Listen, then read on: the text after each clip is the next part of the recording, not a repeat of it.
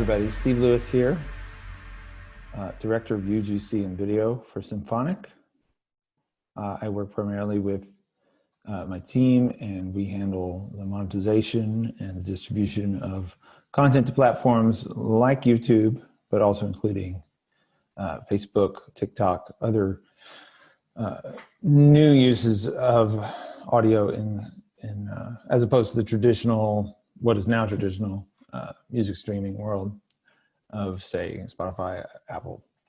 YouTube is a great place to be for artists and labels.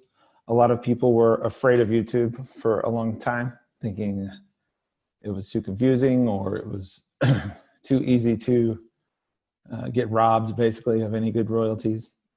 But the YouTube Content ID system historically has been one of the better rights management systems, and it's been slowly improving since they started it in 2006 to avoid getting sued into oblivion. And then we've seen other tech companies follow suit, including Facebook, SoundCloud, etc. What we're looking at today is a broad strokes picture of the YouTube environment and the many aspects therein.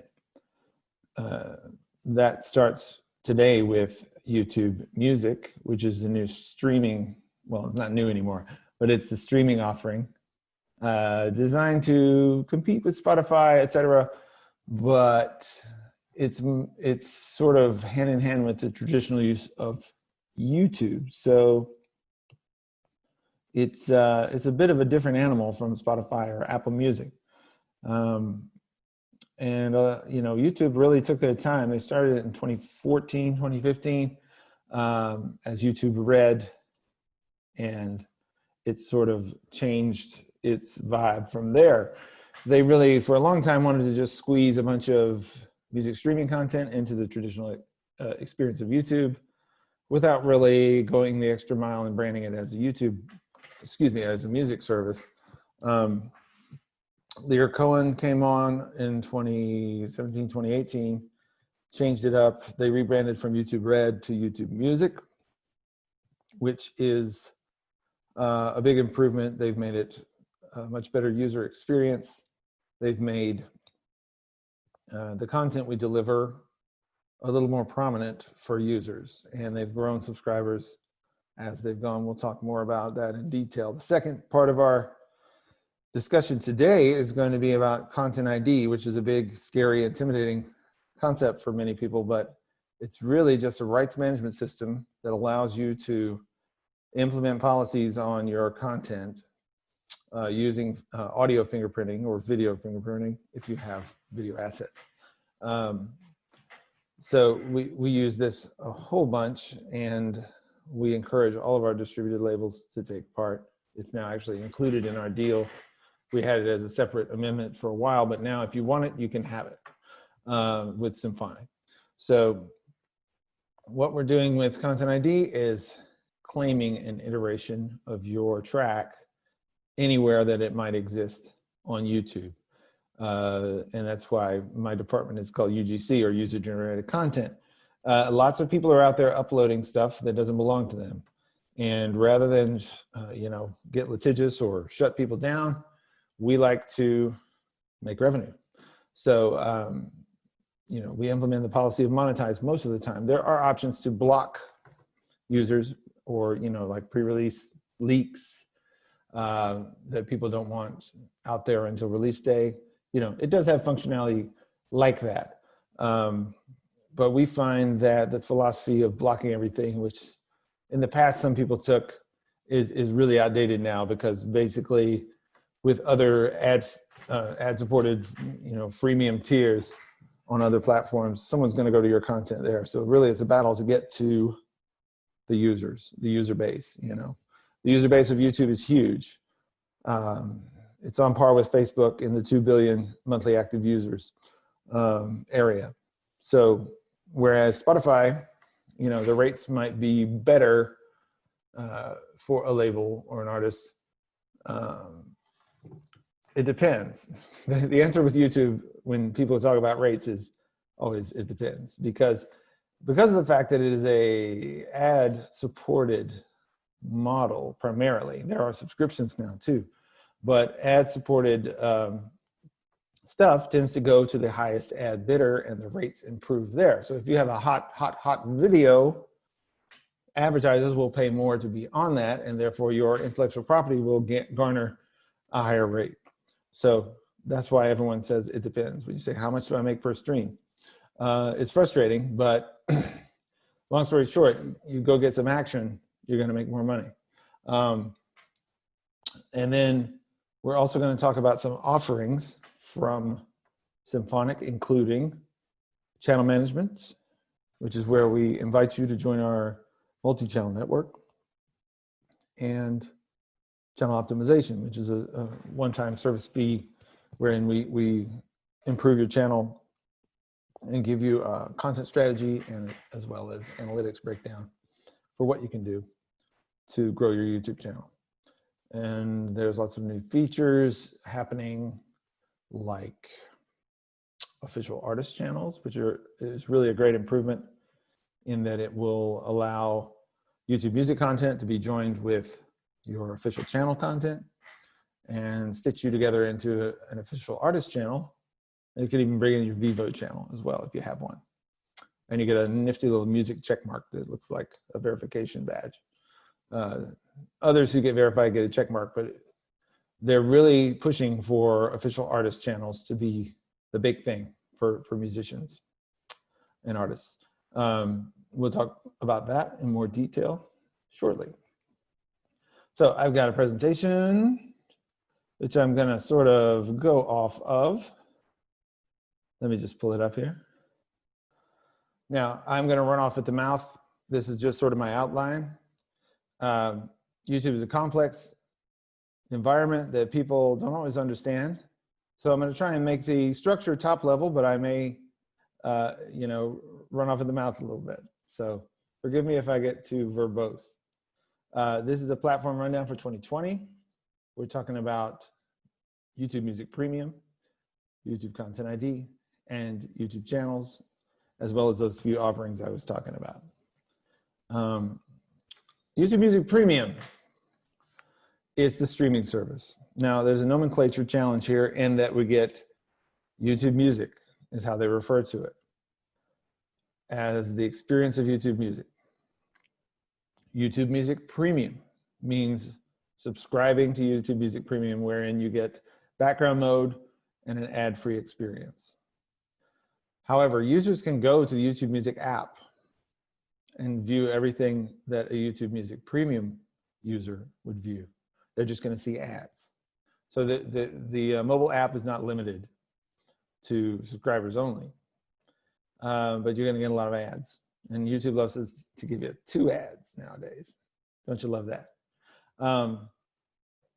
So for the sake of our terms being clear, we're going to say YouTube Music Premium to refer to the subscription service, and YouTube Music to refer to the experience of YouTube Music through the apps and desktop iteration as well, which could be by a subscriber or an ad-supported user.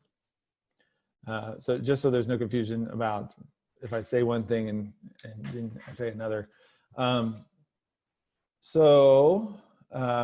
There's also YouTube Premium, which is slightly more expensive subscription that gets you YouTube with no ads on anything. So that's just making it more confusing. So I'm not even going to talk about that again. We're talking about YouTube Music and YouTube Music Premium today. Then we're going to talk about Content ID, which is a rights management system. And we're going to talk about the traditional use of YouTube channels, which are greatly improved by official artist channel option. Okay, moving on. YouTube Music Premium. The new platform was launched in 2018. It's a big improvement on the previous iteration, which was YouTube Red. And it works more like a music streaming app. If you want to go to your desktop version on your computer and go to music.youtube.com, I highly suggest you do that. This is still kind of a mystery to a lot of people. People get directed to this by links and such. But YouTube has yet to make it very clear that it's even an option. It gives you a dark mode experience of YouTube Music. The thing is, it's the same website as youtube.com, www.youtube.com, but with the prefix music.youtube.com. You get a much more music-friendly algorithm in the recommendations and in the autoplay. And you get this nice looking and easy to navigate interface of the desktop version of YouTube. So it's giving you an experience that's much more like the YouTube app. It's also giving you a playback controls and a scrubber, much like Spotify or someone would give you Tidal. And then try the YouTube Music app if you haven't yet. You don't have to subscribe, but it's, you know, if you don't like ads, subscribe, check it out. It's, I find their autoplay to be really good because everything's based on your user history. And so, you know, if you've had a YouTube account, which most of us have, and you're looking at stuff all the time, like most of us are, the music portion of what you're looking at is going to be factored into what they recommend to you. And whatever secret algorithms they're using, I think are pretty good. I think Spotify is good too.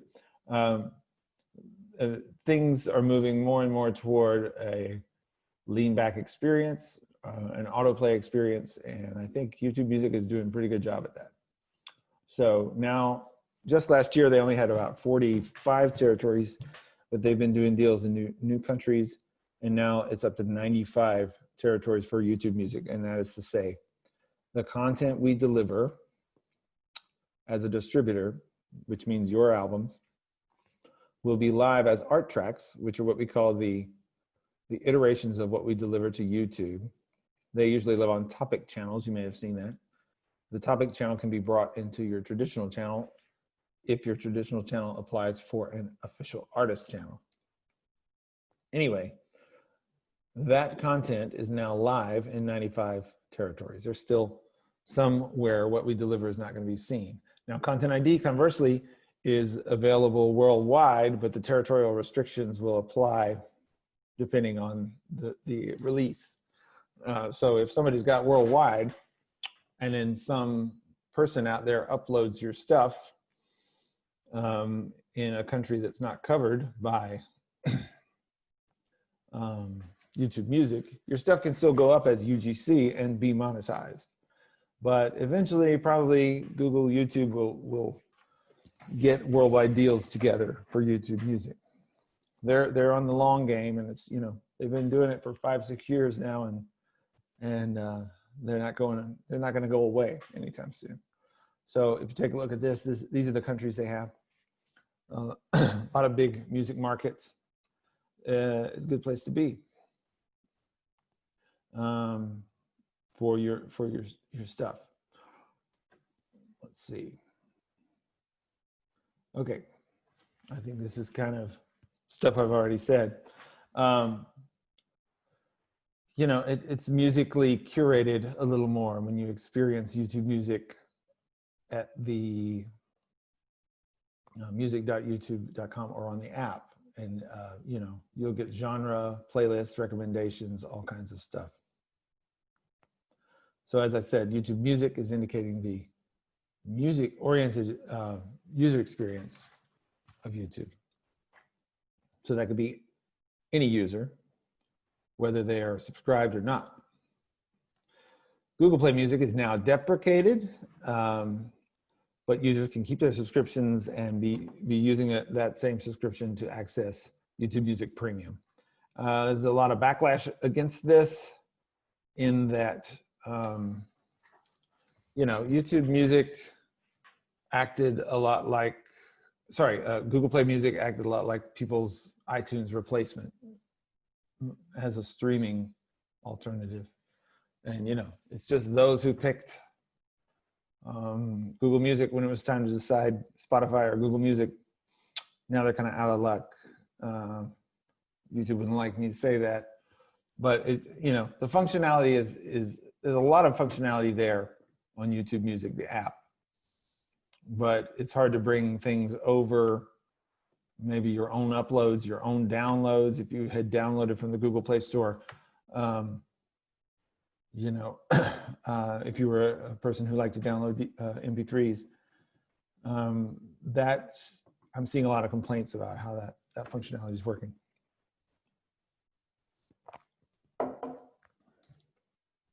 But it is what it is.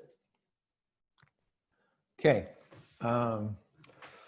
The subscription rate continues to grow, and we see revenue growth as a result. Because the subscribers are going to be paying a rate. Whatever a subscriber watches is going to be monetized at a better rate. Now, this could be the same content. If it's watched by an ad-supported user, it might not get that same rate. There's a lot of ins and outs with the way YouTube figures out their revenue reporting and sharing, and we have pretty good clarity on it in the reports. We've recently entered into a new deal, Symphonic has, with YouTube, and we'll talk a little bit more about that. But the big picture is that subscription revenue has been growing year over year in the hundreds of %. It's, you know, it's really rolling.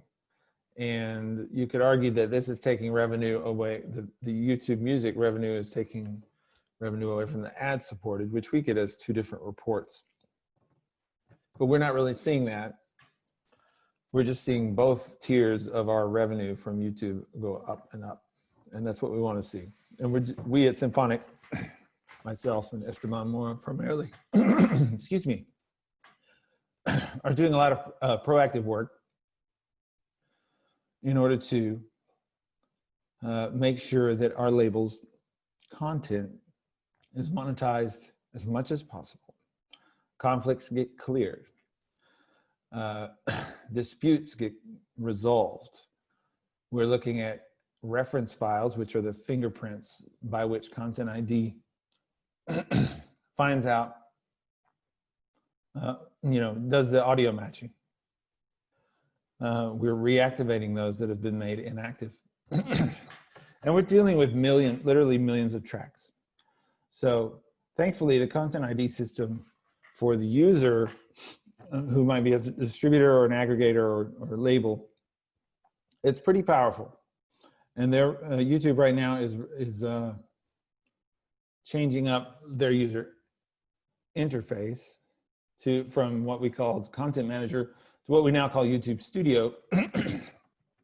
And some of the functionality is not super great, but we're hoping and praying that YouTube is going to get it all functional before they take away our old version. So this is all to say that we at Symphonic take YouTube very seriously because it's one of our top DSPs. The subscriber count is now at about 20 million. Lorenzo, please edit that out. Okay. The subscriber count of YouTube Music Premium is now around 20 million. Whereas it was only hovering around 11 million just last year. So almost double in a year's time. The new regions that they're adding is contributing to a lot of this and to a lot of the revenue growth. US, Japan, France, the UK, and South Korea are our biggest regions, with India and most of Latin American territories coming close behind as new growth for YouTube Music Premium. But that also gets momentum going on the other side of YouTube too. Excuse me. As more users are joining, we see more activity on both tiers of YouTube. New features.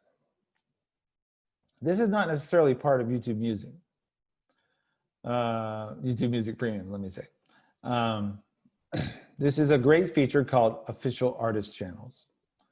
The requirements for this are that you have your own channel, which most musicians would have, artists would have think of it as a traditional YouTube channel, wherein you put up videos, you put up your official music videos, maybe you put up behind the scenes stuff, you put up vlogs, you put up documentary style. And all of this stuff lives there, perhaps gets monetized if you have a partner who can do it for you, or you do it yourself through the YouTube Partner Program. Then a few years ago, they start YouTube Music. They're delivering these art tracks, which are, again, what we call the iterations of our distributed audio. We deliver metadata, audio, and artwork via feed. Then YouTube stitches that all together into a video asset that lives on a topic channel, which is usually the artist's name or various artists if the artist doesn't have enough activity going on. So, you know, it's because they own that content. Well, they don't own it, but the art tracks are part of the YouTube Music system. And this created a lot of backlash among users and artists. First of all, because they weren't serving up the art tracks. This is along about 2016, 2017. You know, you couldn't find the art tracks very well in search results. The YouTube Music app didn't have a lot of functionality. So people are delivering these hundreds of thousands of tracks and not getting anything for it, really. But we see now it was a slow burn. They had to secure the deals to get the content, and then they had to build out the product to be worthwhile. And they have, you know, it's a good product, but it just took a long time. So one of the major complaints was, YouTube, hey, where's my stuff? I would deliver all this stuff, I can't find it. Oh, it's on a topic channel. Oh, I'm an artist called John Smith. This went to the other John Smith. And so then it's a big kerfuffle of like, let's get the tracks straight.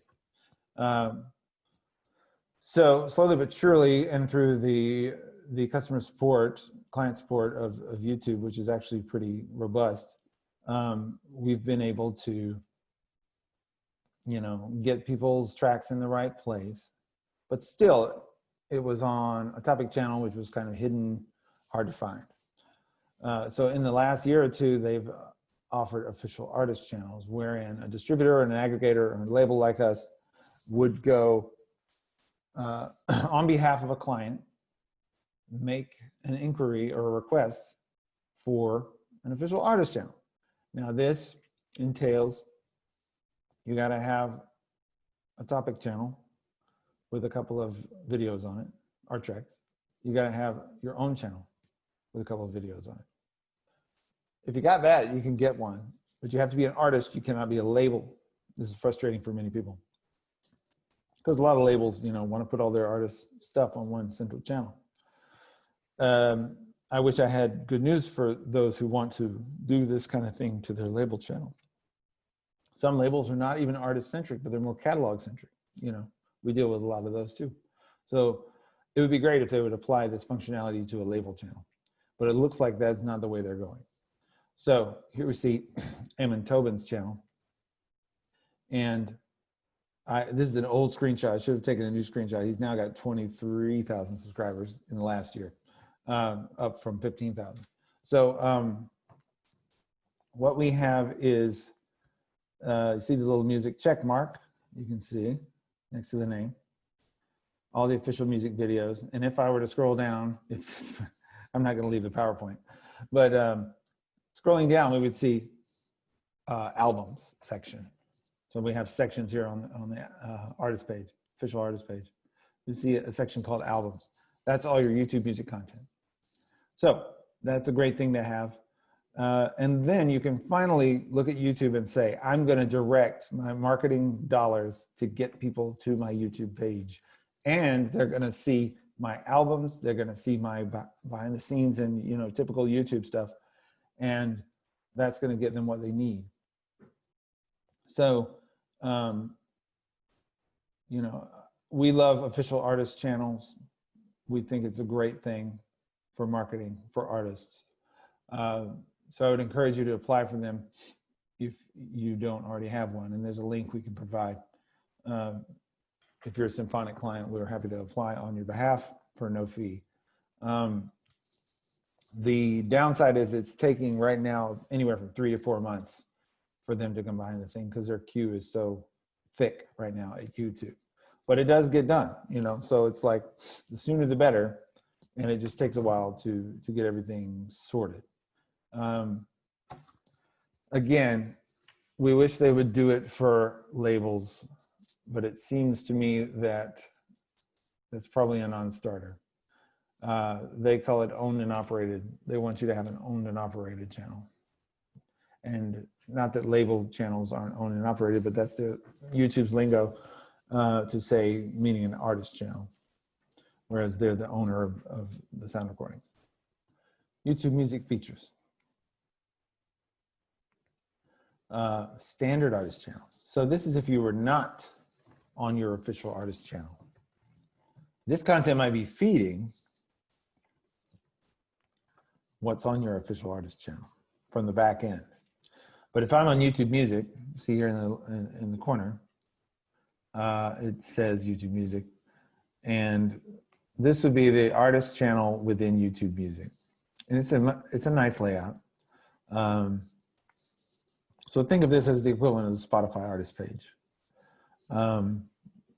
These used to be really bad on YouTube, but now they're looking pretty good. So that's just a nice feature, a nice add-on. Moving on, more new features. We got a playlist pitching tool now. This is just a little screenshot of the back end. The people who are going to do the pitching are going to be Symphonic marketing staff within the back end of YouTube, the Creator Studio. And we pitch official videos. We can also pitch art tracks. They tend to prefer official videos. And then it gets into curated playlists, which is great. There are curated playlists within YouTube. A lot of these were brought over from Google Play Music initially, but they've been kept active and alive, and they're going to be constantly populated with people like us pitching. So if you have a great video, you know, go to your client manager, say, I think you should pitch this on YouTube. And also, you know, for music we distribute it through our video distribution. There's other pitching possibilities with Tidal, Apple Music. We're not really talking about video distribution today, which is a separate product from our audio distribution deal. But just saying that so that you know, we have a lot of traction with video pitching in general. And so this is an aspect more about your art tracks or your official videos on YouTube, not your Vivo videos. So, you know, with the interactivity and the recommended videos and the strength of the autoplay, and they definitely recommend playlists a lot to people in YouTube Music. So, you know, you can drive a lot of streams by getting in a good playlist. It's not the end all be all. And we always are telling people this, you know, the music industry has an obsession with getting on playlists.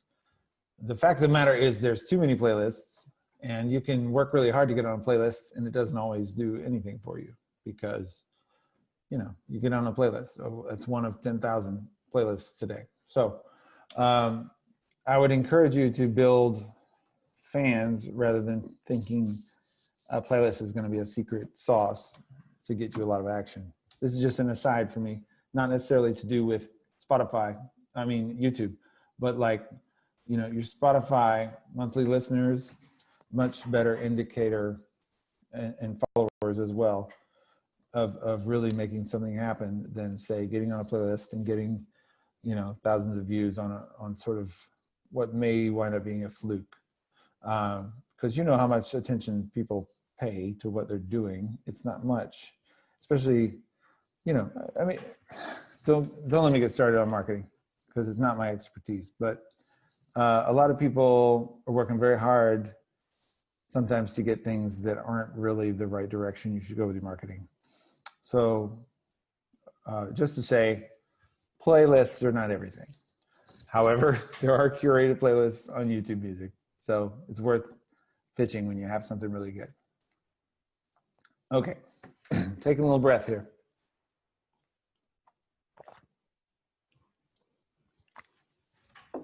YouTube Content ID. Content ID is the content management system we use to monetize or block content across YouTube.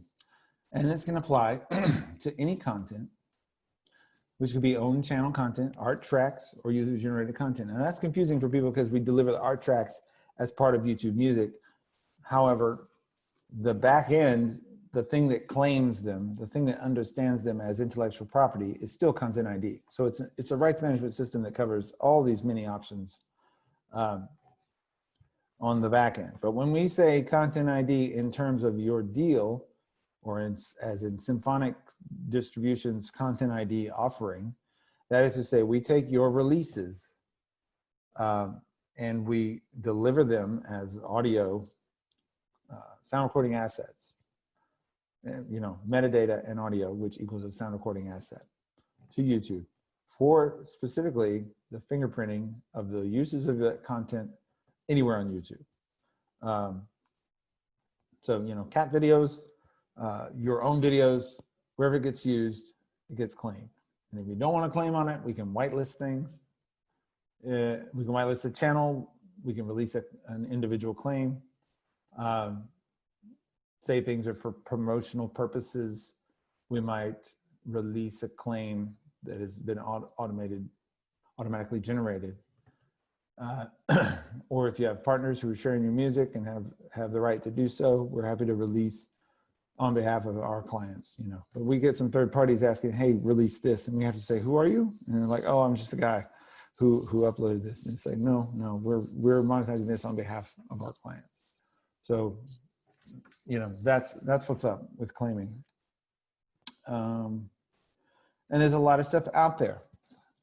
My last presentation, 400 hours of content were uploaded to YouTube every minute. So, you know, 5-6 months ago. Now it's 600 hours of content are uploaded to YouTube every single minute. So someone out there is maybe using your track. And if they are, you should be making money on it. And that's what Content ID will do for you. So the asset is a YouTube container for the intellectual property. That is an audio track or whatever your asset is. It could be a music video, it could be a web video, or composition share. We handle publishing as well. So we take a reference file, which is a piece of audio. We take the metadata. We deliver it via feed, DDEX feed, to YouTube's Content ID. And it creates the asset. The majority of what we do is a sound recording asset. Although we do also deliver occasionally video content. And then we get a lot of video assets through our channel management, which is a different product, different discussion, so I'm not gonna talk about it here. Claims. Second item on the Content ID sheet, claims. You can think of the claim as the action applied by an asset onto a video on YouTube. So an asset being a thing or a noun, the claim being the action or the verb, if that helps you think of it. When a claim is created by a match, then a policy is implemented. Now the policies are usually preset. Most, let's say 99.9% of our policies are monetized in all countries, which would monetize in not only the countries where we have, it wouldn't necessarily monetize worldwide, it would monetize in the countries where we have territorial rights according to what our releases, what information our releases give us. So content delivery is how we get the assets there by a DDEX feed, which is pretty much an industry standard XML format. It creates the assets. and it designates the policy, designates the territory. So how do we optimize Content ID? We look at potential claims a lot. This is a great feature where we can check those claims that are a little too vague to match by the machines, by the robots in Content ID. So it requires a bit of manual oversight, but it's very helpful to get an early start on claims rather than miss some. Asset conflict clearance. We do a lot of research. We do a lot of outreach to third parties. When an asset is in conflict with a third party, no revenue is earned by either party until the conflict is cleared.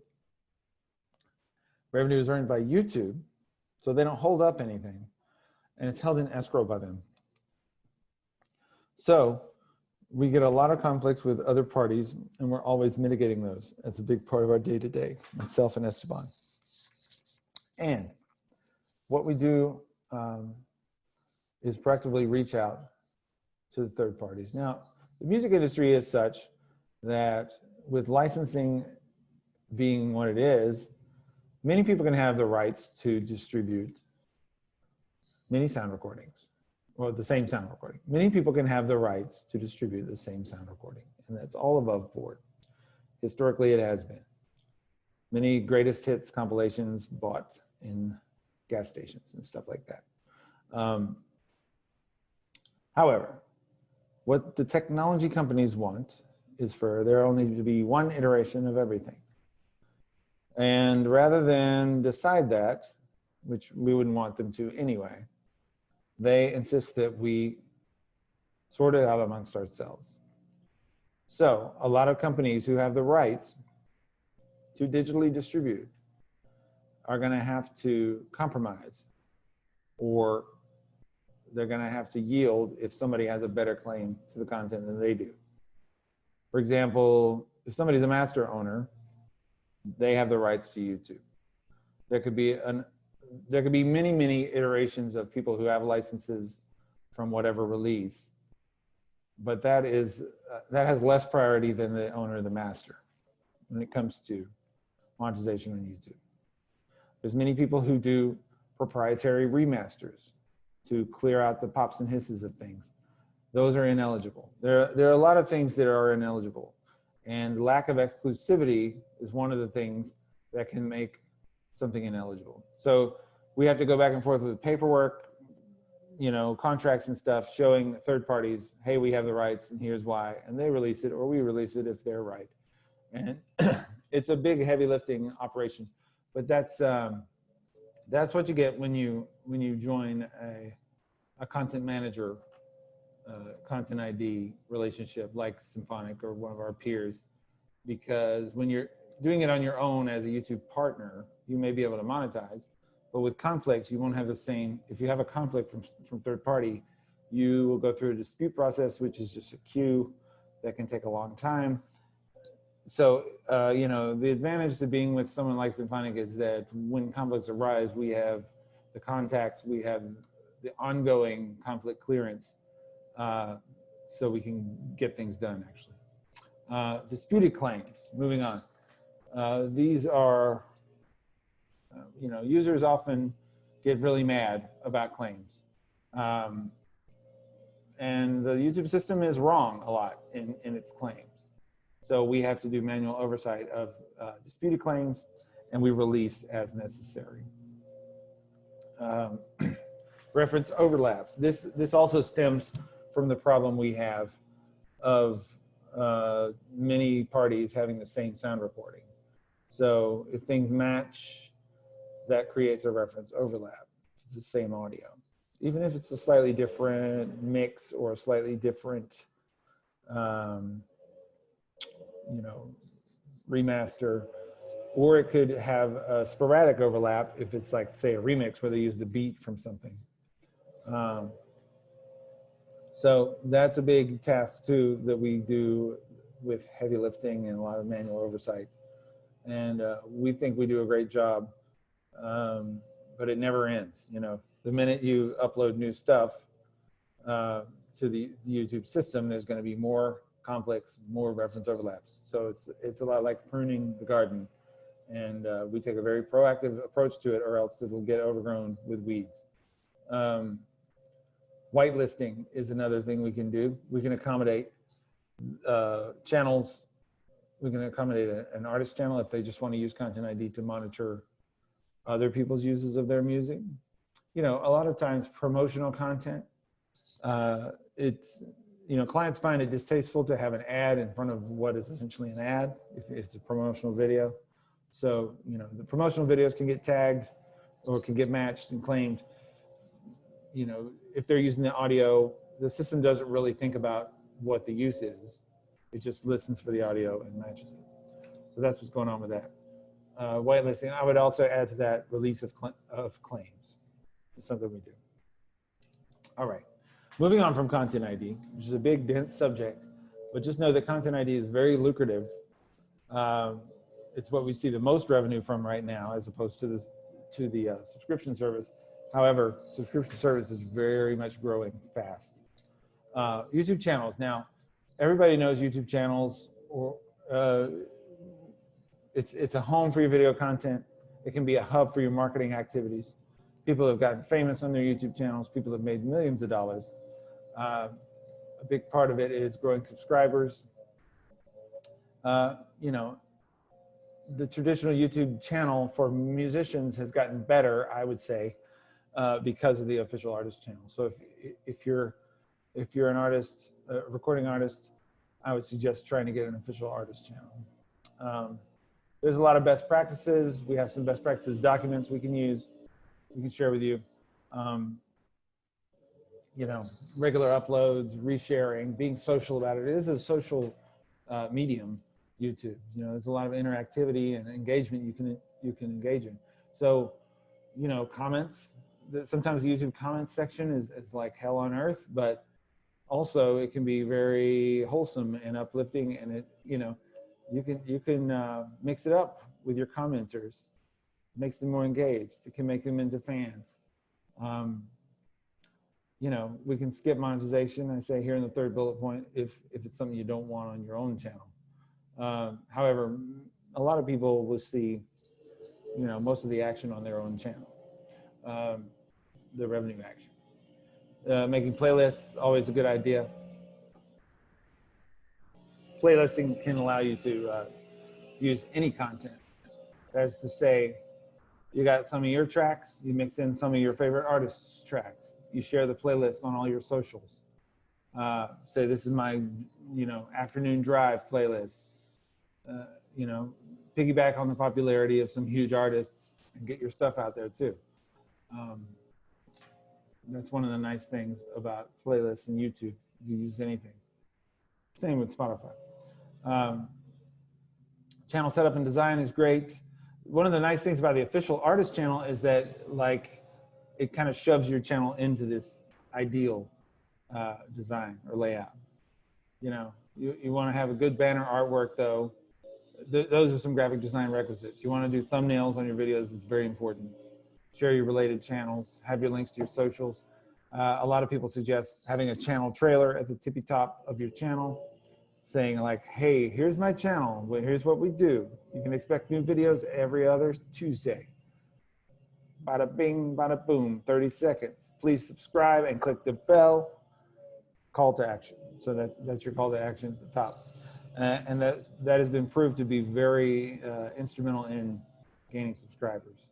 You can also use end screens, cards. These are functionalities that allow you to link out, allow you to direct users, especially end screens. They pop up at the end of the video, redirect users to more iterations of your content, other channel content. All right, channel optimization is a service we offer at Symphonic. We've recently revised this offering. What we do is we do a thorough channel assessment of your content and your channel, and we tag all your content with rich and relevant keywords. Now, this is going to take your content and make it a lot more searchable, a lot more friendly to the algorithms, So especially with the autoplay environment, you know, we want to get you to your related artists. We want to get you to the genres. We want to get you to the playlists as touchstones or you know, meta tags for for that video or for that playlist. And so we go through your channel with a fine-tooth comb, and we do all this to improve your presence. Then we look at your channel from a content release strategy. We see, what have you been doing? What are you doing? And how often are you uploading? Are you packing your content with compound content? That is to say, links, you know, links to your other socials, links using end screens and cards that keep people redirected to other channel content. We add some of those for you. We'll talk with you, figure out what it is you want to accomplish. And then we look at your analytics, give you a deep dive on those, and show you what's working, what territories are working. There's all kind of demographic info we can think about. And then we also will apply for the official artist channel if you don't already have one. Another product we offer is channel management. Now this is we're very selective in who we do this with. There was a time when we could bring someone in for channels management and monetize their content immediately. However, in the last year, sometime in 2019, YouTube changed the rules and made it where the thresholds for a YouTube partner program, that is to say someone who's doing it on their own, which requires you to have 1,000 subscribers and 4,000 watch time hours in the last month, which sounds like a lot, but it's not really that much. If you don't have that, you can't monetize. So used to be, we could pull someone into our multi-channel network, which is channel management, and we could monetize everything immediately because we're a big partner. But with big partners, content manager partners, they've changed it where the people we onboard now have to make those requisites or thresholds. So we can't accept anyone under 1,000 subscribers. And if your last video was 7 months ago, we probably can't accept you either. So there's got to be channels that are up and running and we're rocking it, you know? Now that said, the advantage of channel management is that when we bring you in, we create music video assets or web assets, depending on what type of content it is. And this allows us to monetize your entire channel. This is as opposed to Content ID, where we're just monetizing that which comes through audio distribution. So the basis of our monetization with Content ID is the audio tracks. However, when we do channel management, we can grab all the stuff in your channel, your behind the scenes stuff, your biographical, your documentary type stuff, your goofy videos that don't use any audio that you've distributed. And so sometimes that stuff is more popular than your tracks maybe. So it depends on if you have that stuff in abundance as to whether or not it's an advantage to you. Now, channel management will occur at the same revenue share as Content ID. So if you're accepted, you know, it's worth it for you if you're already doing Content ID. But we just have to be choosy because not everybody can do it. The advantage being that we are going to monetize your whole channel. Now, there are new restrictions on the channel types we can invite. And this is because of YouTube's push for the official artist channel and the importance of the official artist channels in the environment of music on YouTube, trying to make everything artist-centric with the user experience of YouTube Music. So regrettably, we can no longer invite label channels to channel management, only artist channels. Seems arbitrary to me, but it's YouTube's platform. So we're gonna, you know, we're gonna go with their energy. So just be aware of that. What's next for YouTube? Well, there's more and more marketing opportunities are becoming present on the platform. You know, priority releases. It's starting to act more like a DSP, a traditional streamer. So, you know, feel free to promote YouTube Music as much as you would Spotify or Apple or Tidal. A nice feature is certain artists can get merch links or ticket sale links that appear right below their videos. We can help apply for that. If you if you want. Our tracks are showing up better. YouTube Music Premium is growing. Our tracks are showing up better in the search results, I should say. You know, the official artist channels, I'll never stop singing the praises of them. They're great. It puts all the stuff in one place, which has been sorely missing for the past 4 years or so. So highly encourage you to get those. I already said this, but it makes sense to actively market YouTube Music. Because of the bad functionality and the bad user experience, for a lot of years, people didn't push hard on getting users directed to YouTube Music. But now you got playlists, you got a sleek interface, you got these YouTube Music artist pages, you got official artist pages, which will get people to the YouTube Music content, which monetizes at a better rate. So it's a good time to be pushing YouTube with your marketing dollars. At Symphonic, we're expanding our Content ID presence to more of our distributed labels. If you don't have it, you should get it. Feel free to contact me or go through the form to apply for Content ID. So just to remind you, this is all my time. We're gonna have Content ID. We got YouTube Music, it's rocking. You can use your traditional YouTube channel. We can apply for an official artist channel on your behalf, which pulls in the YouTube Music content. Channel optimization is a one-time service. We also have channel management for those who are qualified. So thanks for your time. Enjoy the rest of Music Industry Sessions.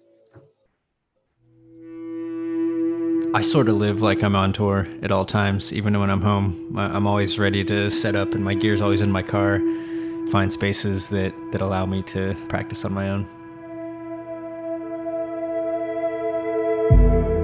My music is sort of a kind of an ongoing story that I'm telling, and that has infinite paths I can take, and I try to take as many as I can and as many that feel right. It's really special to me. It's something I use to sort of learn about myself and see my own reflection and hear my own reflection. Eventually I realized that it's just something that feels natural to me. Got sort of out of the traditional methods of learning how to play music. I think I started to develop my own way of making music, and that's what's excited me the most, is sort of making it up as I go along.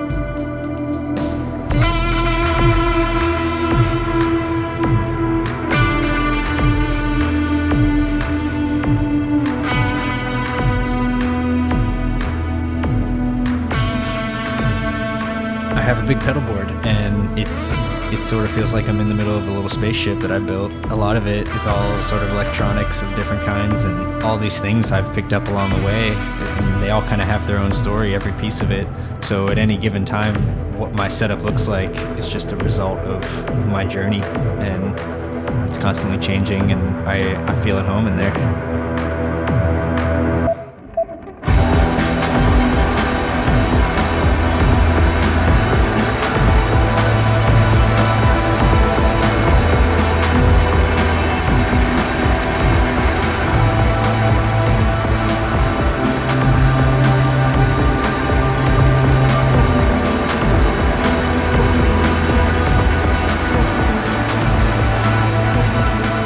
When I play live, I try not to plan it. I just show up and sort of feel out the space and feel out the stage and feel out the audience, and I just sort of improvise my way through it.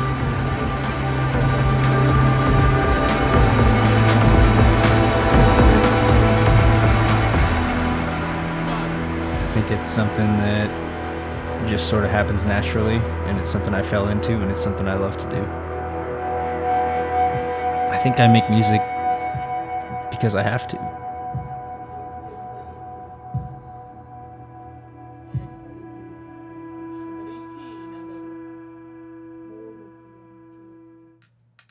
Hello everyone, and hello Symphonic distribution team. It's your boy Jameer here, purveyor of all sounds underground. I am the owner of Purveyor Underground, and we've been distributed by Symphonic Distribution since 2010 with my first label, Makita Sky, which is now the parent company. of Purveyor Underground, and I'm so happy just to say we continue to have really good success. And I'm lucky that I selected Symphonic as my distributor so early in the days, even before I got some relatively good success as an artist. I would say Symphonic Distribution is an artist distributor. They have people working within the company that understand, artist needs and things changing so quickly with social media, that they provide a very deep and comprehensive set of solutions that support artists and the labels that they're running as legitimate businesses. So I appreciate all of that. Things like this webinar and other events that they're holding and how they partner with other companies are all done in that same spirit of how to best support these artists slash label owners of their respective businesses. And I really appreciate that. And the responsiveness is there in terms of label support. And you can see it in the quality of their relationships with other business partners, folks like Beatport, Spotify, TrackSource, and those companies. So it's really been great. I am ecstatic that I am a client of Symphonic and continue to do so. And I really appreciate all of the love and continued support. So highly recommended for me, but that's just been my experience. It's nothing but overwhelming love and support and a deep level of consciousness that a lot of labels are run by artists themselves. So, I do appreciate all of the solutions that, Symphonic provides. So much love and respect to you guys. Thanks for asking me to do this testimonial. I'm happy to share it. And I would say these same things with other artists and people I interact with in terms of, the search for really good distribution. Take care. Ciao.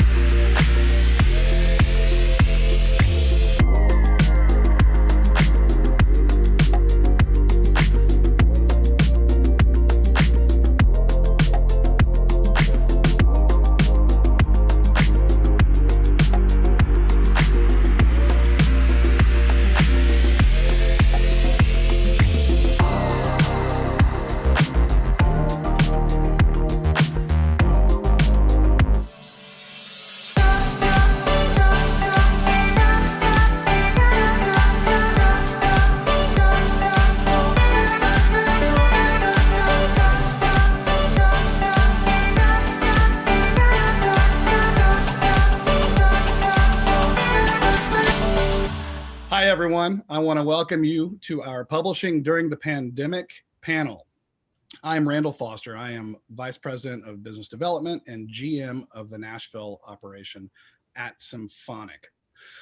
With us today on this panel, we have some great panelists who are going to impart some great knowledge about how we see publishing looking and working during this time and beyond. So without any further ado, let me please introduce our esteemed panelists. With us today, we have Penny Gaddis, GM at Eclipse Music Group, GM meaning General Manager. I wish people would just type these things out. Melissa Emmert Hutner, who's Vice President of A&R at Cobalt from New York. We have Shannon Hatch, President at Forward Music. We have E.T. Brown, Senior Director of Creative Services at CSAC. And last but certainly not least, joining us today is Samantha Cox, Vice President of Creative for New York, who's with BMI. So panelists, welcome. Thank you all for joining us today. The way we're going to discuss this, we're going to talk about business and creative, because obviously in publishing, these are two major pieces of the pie. And so I have pulled some statistics and I have some information that I've found on the business side of this thing. And so we're going to dive in there and we'll end up in the creative side of things. So the big question at hand is, how is the publishing business at large? How you know, these are unprecedented times. And so, you know, from the Goldman Sachs report and other publications like Music Business Worldwide, et cetera, we see headlines, you know, that are quite bleak. You know, right now it's reported that a third of musicians could be forced to leave the industry due to COVID, which is awful and horrible. And obviously touring is stopped, et cetera, for the most part. But at the same time, there are numbers and statistics that are a little bit favorable. And so it's going to be really interesting to have a discussion here with regards to that. But streaming this year, streaming is supposed to exceed 1.3 billion users by 2030, not dollars, users. So that means that we are on a trajectory for growth in streaming. You know, in 2020 alone, industry-wide revenues are up at least 25% across the board, with the only exception being live. Publishing acquisitions still seem to be at an all-time high. You know, major labels have surpassed last year's numbers, and even earlier in this year, it was said that they are making more than $1 million an hour from streaming. Streaming certainly does appear to be one of the stalwarts that is holding out during this. And last but certainly not least, Music Business Worldwide last month just projected streaming revenues to grow by more than 1 billion in the US in 2020, despite a pandemic. That's big growth. And so, you know, I'm just curious how this trickles into publishing. I'd like to start out with our PROs, because obviously public performance is a big chunk of the PRO revenue stream, general licensing being a big piece of that stream. Have you seen any changes? Is there anything that you've noticed infrastructurally on the collection side to our PRO experts here? Do you want to start? Yeah, go for it. I'll jump in. So yeah, I mean, it's definitely, as you said, you know, with the live music not being a functional part of the industry right now, you know, that's obviously where the biggest difference is. You know, there's a few main areas of licensing when it comes to the PRO side of things. You got your radio, your TV, and the other big one is general, right? So general licensing is all the bars, all the venues, all the restaurants, all the clubs, all the things that are hurting the most right now. And so obviously we don't have teams of people calling them to try to get them licensed for music that's not being performed in their establishments. And so of course that's going to have an effect on the overall picture, because it's a big part of the picture. So, you know, I know from at least our side right now, our main objective right now is to be offsetting that in ways to keep things as stable as possible, you know, by, you know, we're obviously not having our big awards parties like usual. We're not sponsoring events that aren't happening. We're not spending a lot sending our teams out with T&E expenses to go see bands and things like that. So, yeah, we have promotions and hiring freezes and things like that. So it's very much a focus right now to try to offset how that income is going down, but in a way to even it back out to keep things as stable as possible for songwriters to survive through this period. Very interesting. Samantha, do you have any additional Yeah, I mean, comments? ET really said it so nicely.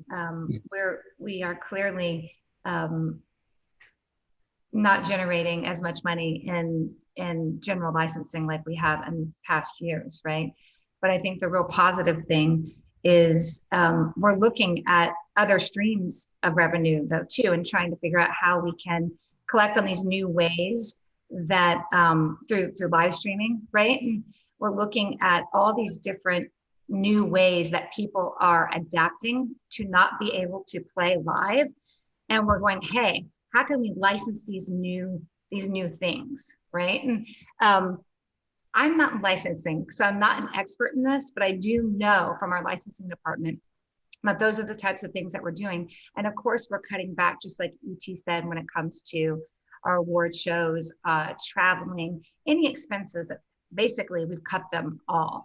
So I think it's exciting times in a certain way, though, because we're learning how to adapt, and these new models and these new ways of people earning money, or songwriters and artists earning money online. We, as performing rights societies, are finding out and figuring out how we're going to license those new streams of revenue. So in a way, it's really exciting because there's new things too. And then hopefully, once the live streaming business gets back into business, we'll have that as well.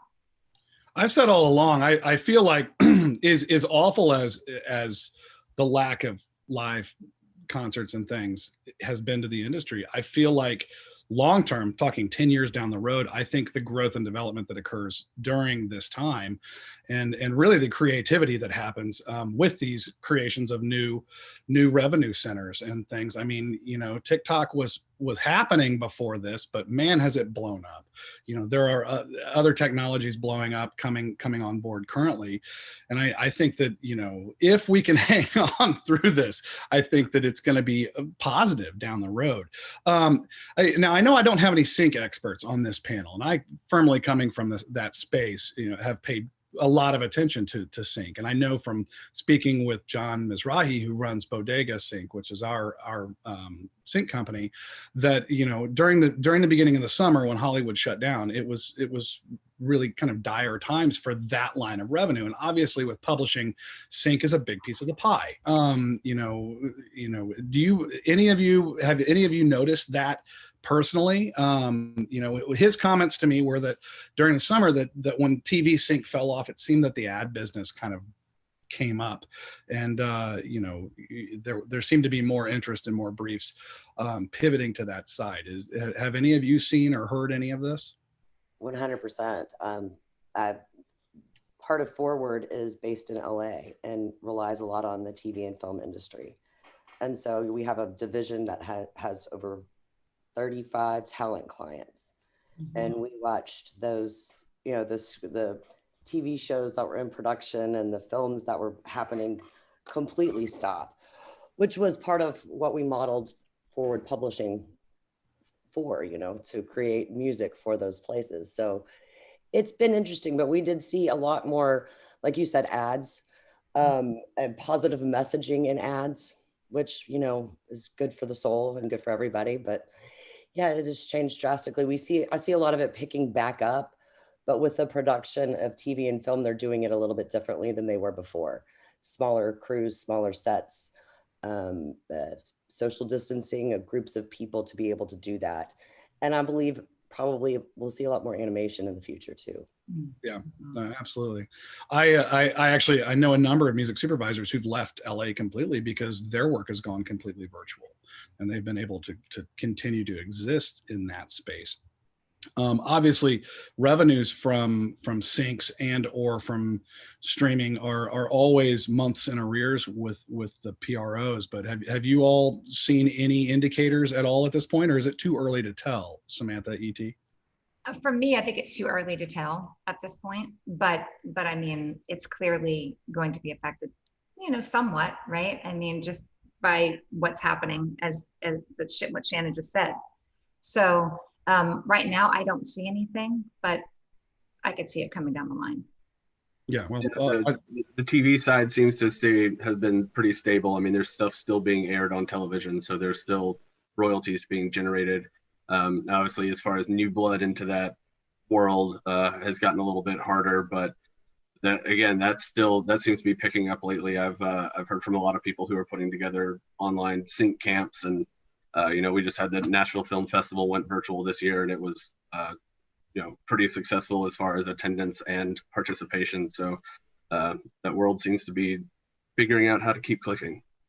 Well, and that's actually a great pivot point here as we're talking about virtual and we talk about live streaming and things. Obviously, we're in a panel right now on Zoom, and so things have changed. Have you all seen, or have your companies or has friends in the industry embraced other new forms of technology that have either made better or helped adapt your day-to-day workflow? I mean, I would say for us, Zoom, like we're on, previous to the pandemic, I would say most of my writers had never done a Zoom write. They maybe had never even been on Zoom, and they've all adapted really well. And everyone misses being in person writing. But I think down the road, it's also opened opportunities where it's more normalized to ask someone in the UK for a Zoom write or have a steady weekly write with someone, in a different area of the world. I have one writer who lives in Houston, and previous to the pandemic, he was mostly writing when he would travel to Nashville every couple months for a week. And now he's writing every week on Zoom with all kinds of people. So I think the Zoom writing, everyone's anxious to get back to normal, of course, but I think it is going to be a good thing in the future to have that as an option. I agree. I mean, just to echo what Penny is saying, at BMI, we would do a lot of in-person events. We do this thing called speed dating for songwriters, where we would have 12 writers come in. We'd have 4 top liners, 4 producers, and 4 artists, and we would all meet together at the New York BMI office. And by the end of the night, everyone would have met each other. Of course, we have food and drinks. Everyone hangs out, and it's a really great time. And we had to quickly adapt, right? And we're like, okay, how are we going to do this moving forward? Are writers going to want to do something like this on Zoom or not? And what we found in the beginning, the bigger writers weren't so much into Zoom, but the up and coming writers were still extremely excited about it. And that's what speed dating is. So we were able to adapt, and we just made it a little bit smaller. And then we bring 6 writers in, and it's been a massive success. And what we're doing now is we're doing New York and LA speed dating, and we're also about to do a global songwriting camp. So I have to tell you, I know for us at BMI, it's been incredible because we can, get someone from the UK on a call, and with a LA writer, with a New York writer. Now we have to do it at a certain time, clearly, because of the time differences, but we made it work, right? And it's really been awesome. I think it's actually connected everyone more so. And again, it goes back to Randall, what you were saying. Like, there's so many positives about all of this, right? And I'm excited about it because there's people that I normally wanted to connect with one another that I was never able to unless they were actually in the UK or actually in Los Angeles. And now it's so easy and it's acceptable, which is even better. Well, and it's, we're in the music industry is such a global industry. And I think we all get in our little ruts. And, I don't know about you guys. I had my conference cycle that I did every year. I went to here and here and here and here. And the reality is I don't have to go to Meet In to talk to foreign sub pubs if I don't want to. They're a phone call away. Melissa, Cobalt is such an international company. Have you found, across the pond collaboration to be something that's been on the rise for your songwriters? Yeah, I mean, I think the MO that Cobalt has is that we have one worldwide roster. This was before the pandemic, because it's always been our outlook. So that even pre-COVID, when you would sign with a particular A&R in a particular office, we would encourage everybody to connect with the A&Rs and all of the other offices. We have 11 offices worldwide. So then you feel that, that family effort, you have multiple people sending you opportunities.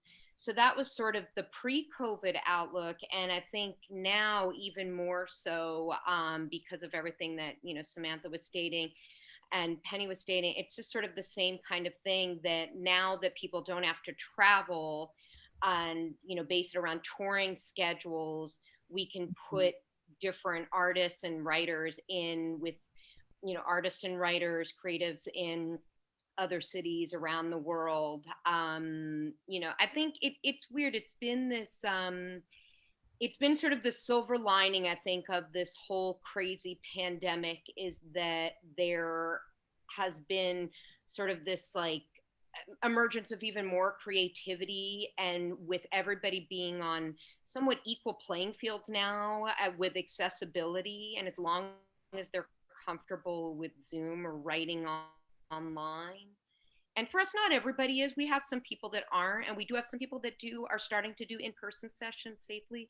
But yeah, I think there's definitely been a really big boom in Zoom sessions with people located all over the world, that wouldn't have been able to be possible in this kind of way pre-COVID. So I sort of look at that as, I think as we all do, is like, what can we take from this? That there's been this like surge of creativity sort of touching into so many more people than it was possible before.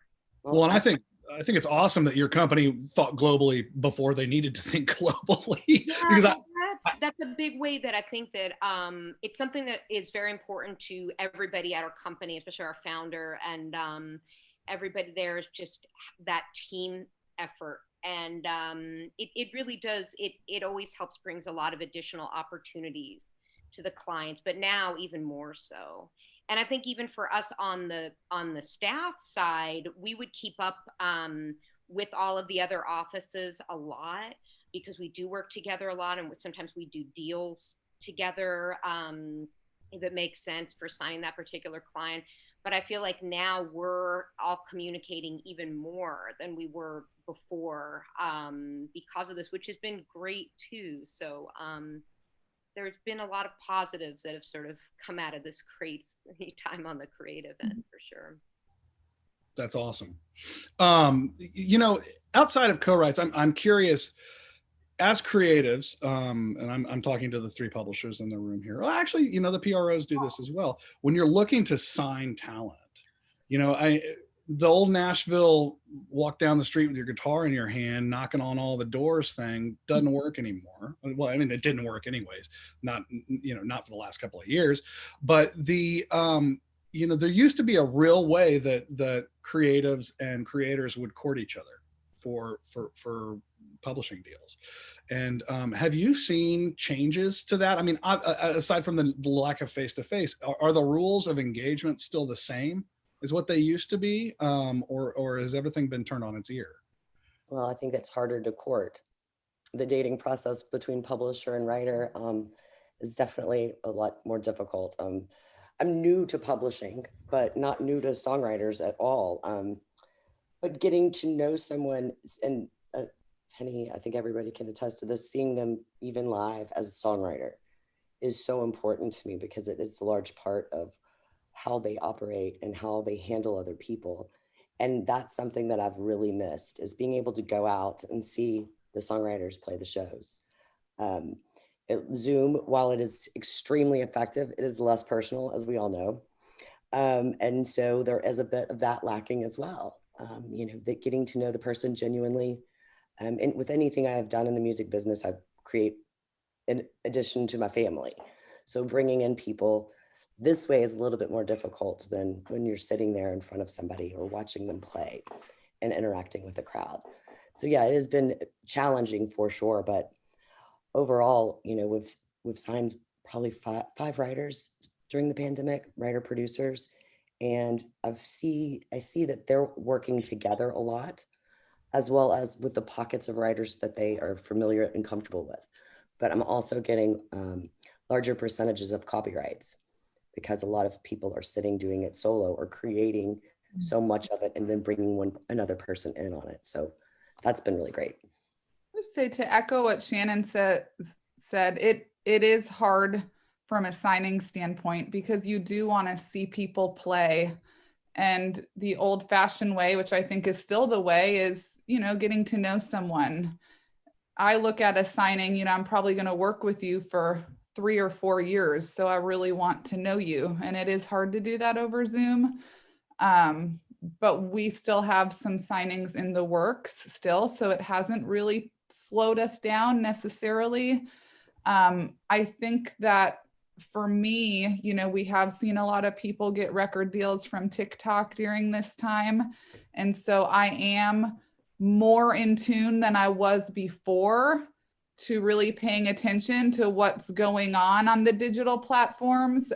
But at least for Eclipse, our signings are still being led by not just analytics, by music we believe in and people we feel we've gotten to know and believe in. So we are aware of all of that and taking it into consideration and want to be a part of those conversations. But I would say we're still kind of doing it the old-fashioned way, even if it's getting to know someone over Zoom or, having, a meeting somewhere where we feel is safe and socially distanced. But from a signing standpoint, I think we're still kind of doing it the old-fashioned way by going after writers we really believe in and believe in the music. Yeah, I agree with everything being said. I mean, I think what's interesting is now a lot of my signings are artists, and obviously without getting to see them play, I've seen sort of a trend of artists that are now getting like sort of pro videos done of their practice sessions to give people a better idea of their presence and the way that they are performing. And it's interesting, but I do have to say that it's helpful because you can still, I mean, once you sort of can get a sense of watching somebody perform, it is helpful than sort of going about it blindly. But as you both said, at the end of the day, I think we also have to use our gut and listen to the music and say, do I believe in this person? Do they seem like they're the right fit? Do I feel like I can help add to what they've built or what they're continuing to build? That's awesome. Yeah, I mean, you mentioned TikTok, Penny, briefly there, and it seems like you can't talk about music in 2020 without TikTok being part of that discussion. And I know exactly the artists you're talking about because I tried to sign them to distribution deals and they were already talking to the majors. And so, as a creative, when you found somebody, are you going through the old channels or are you getting all up in the DMs? I mean, I have literally, utilized Instagram like that to find and talk to distribution clients, because that's where, especially that younger subset of writers and musicians lives. I mean, that's where their fans are. That's where they're engaging. There's no secret that TikTok and Instagram kind of have a symbiotic relationship with regards to trying to move your crowd from one surface to the other. Are you all up in the DMs? I've definitely been in the DMs, and yeah, I mean, it's so easy. I've found people I like on Instagram and I just send them a message. It kind of breaks down that barrier. So I've totally done that. Yep, same. So have I. Yeah. I mean, I've even done a TikTok dance once or twice. I mean, not on TikTok though. Oh, I was going to say, I'm going to go find that profile. Follow you, Shannon. Oh no, just in the privacy of my own home with my daughter. That's what we do. That's awesome. I mean, but you think about it, we would have never done that a year ago. A year ago, at least in Nashville, it seems to be about taking people for beers at 4:00 in the afternoon. Gosh, I miss those days. Those that enjoy that, but that's like I keep coming back to, and we all keep coming back to, like, there is silver lining sewn into this somewhere. What about for the PRO side of things? I mean, has your day-to-day changed, Samantha, with regards to, how the creatives at BMI are engaging, potential writers, that you're trying to It bring? 100% has. I mean, we talk about it all the time, and even before COVID, frankly, and this has just amplified it and really made it, and put it in the forefront now. So I think we talk about it in every one of our creative meetings, right? And it's with me being older, it's challenging, right? So I'm on Instagram, I do all those things, but then I've got Katie who works with me, who literally lives on it and is finding and discovering things so quickly, right? That it would have taken me another 6 months to then finally get on it, right? But so that being said, I think I've got interns, I've got young creative people who are masters at it. And while I'm attempting to do it, and I do it from time to time, right? And they're doing it all the time. Like over the summer, our interns, we had a whole program where I wanted them to look at TikTok and Spotify and all those charts and look at the trending charts, what was happening, and keep me abreast of everything. So is it overwhelming? Yes, because at a PRO, it's completely different. And we're looking to sign everyone pretty much, right? And whereas, publisher, you can be a lot pickier. And with us, we want to find, whether it's, the next Aunt Saunders or the next Rosie or the next whoever, right? And we want to be on that, and we want to make sure they're with BMI. That's awesome. ET, any additional CSAC notes to add? Yeah, I mean, we're a little different in the sense that we are selective, so we're a little bit more like the publishers in that sense, where we have a process of review on who we decide who we sign and who we don't. But and where a lot of that used to come from was being out and about at shows and boots on the ground and meeting people and relationships forming and seeing where they go as the basis of this whole industry. And so definitely I think the day-to-day has gotten back to as far as what I do from the 9 to 5 quote unquote office hours has gotten back to about a normal level of people having general questions and needing help with song registrations and wanting to get their songs heard and stuff like that. But the after hours is where it's totally different, where I'm usually out 5-6 nights a week seeing bands and talking to people and running into other industry people at bars. Now I'm not doing that, so a lot of it is being a little bit more proactive about connecting those dots, and too, just as far as like we were talking about before about how creatives are finding people. I think a lot of our roles as creative people at PROs is that sort of in between of saying, hey, I've got somebody who's really good that you need to hear about, telling all our publishing partners. And so these days, knowing who's signing and who's looking for what is a lot more narrow and defined. Because some people are starting to open up and sign some more. Some people are still not in a position to be able to do that. The ones who are, they're very specific things they're looking for. So having to be a little bit more in tune with the specific needs of each individual publisher or label, whoever we're trying to connect our writers to, has become a lot more important for sure. It really is kind of like dating, isn't it? Oh, absolutely. But it seems like right now we're all forced to use like a Tinder for musicians to make this thing happen. Yeah. Man, we should invent that. We should all do that. We can do that. I actually know a couple of people who've worked on 2 different projects like that. I haven't seen it come to fruition. It seems like it's a little more difficult than just in concept. But. So as we talk about the dating thing, I know that some of the people in the audience here are those songwriters, those artists who are looking to figure out how they get a publishing deal in this crazy time. Just to, from my experience as a publisher, when I was at Olay, we did not take unsolicited anything. And we had our trusted partners at the PROs and our trusted friends and attorneys who would call us and say, hey, you need to take a meeting with this person because they're really fantastic.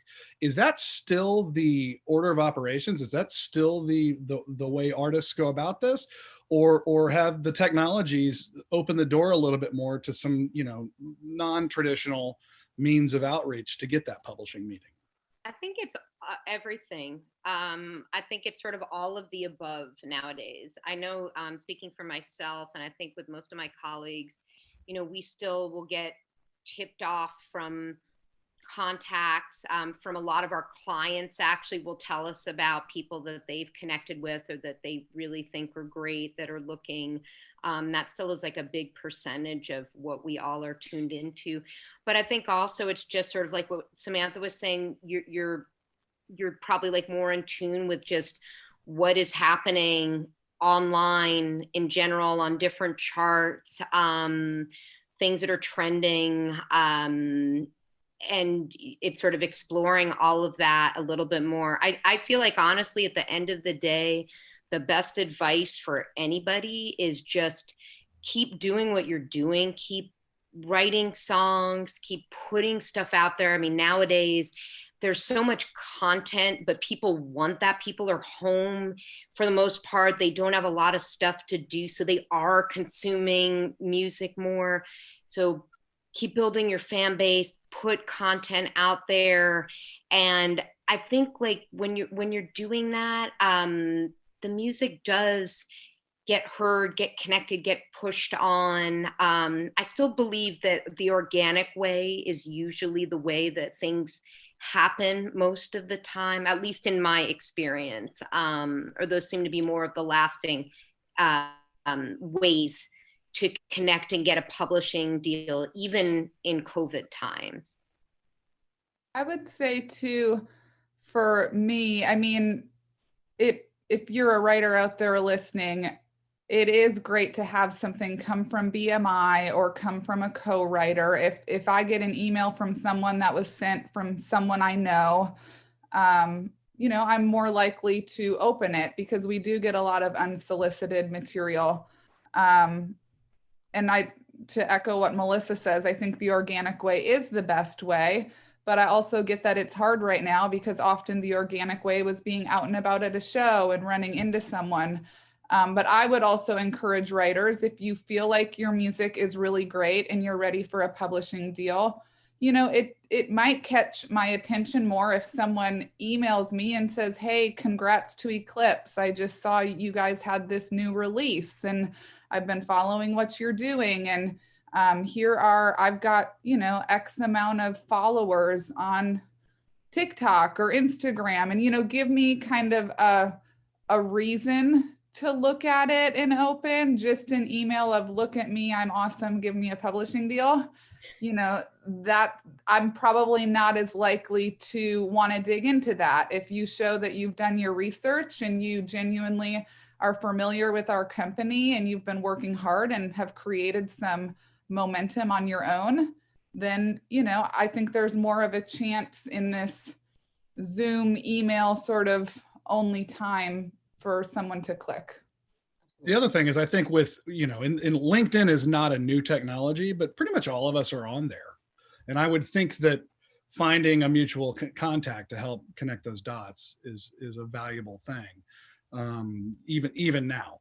I'm always looking for, you know, someone who has put in a lot of work on their own. If your train is stationary and you want me to get it moving, I'm not really interested. But if it's already moving down the track and you can tell me some stuff that you've done on your own, you know, that's probably the time you're ready for the publisher to help it move a little faster. And so that's what I'm looking for if someone reaches out over email or LinkedIn or any of the other ways, is to see that they've been working hard on their own. Yep. I want somebody that's going to work harder than I'm going to work for them, right? I mean, this is their career. We can help them out. We can do so much, but they have to be willing to put the time, effort, and work into it. I always say that nobody can want this more than they do. That's right. That's exactly right. So, Randall, my husband just walked in, and I didn't know if maybe you wanted to ask him a question about the. Yeah, let me tell everybody who we're about to talk to here quickly. This is one of the beautiful things about Nashville is everybody's married to a dang songwriter here. Rob, it's good to see you. Right, Penny? Yes. For those that don't know, this is Rob Hatch, who is a hit country songwriter. The list of songs he's penned is too long to read now. But Rob, we're talking about really how publishing is changing in the middle of COVID with regards to the way writers are creating, you know, and the way publishers are helping writers create. Can you speak to your experience on being kind of an old school writer and having to adapt to Zoom? Sure. And he's not prepared. He just walked up the stairs. I was like, oh, hey. I was just cleaning up her breakfast. You know, the Zoom writing started off really tough. You know, it's you're used to the old school way of sitting around and being able to bounce off of each other and play together and talk at the same time, and all these different things we took for granted when Zoom started. But as it's carried on, we've kind of realized it's a necessity. I don't really know what we would be doing without it, sitting around. So just trying to be open-minded about it and going into it, knowing that we have these limitations that we can't do and kind of getting ahead of it, but really just trying to evolve with it and learn how to do it. Do you feel like the quality of your creative output is better today than it was pre-COVID, or just different? I mean, that's the question I always have thinking about it. Is you're right. Like, there's so many times that writers just sit in a room and kind of BS here in Nashville until they come up with something they're going to do. Sure. And it's a little awkward to just, you know, do that over a video. I've noticed a lot less BSing. Yes. Like, let's get down to it. Well, you either, if you have an idea to write with that day, then you kind of jump on it. But the nature of sitting around for 2 hours and talking your way into a hook doesn't happen as much, because you can't really talk at the same time and you can't really play at the same time. And, you know, that dynamic has changed a little bit.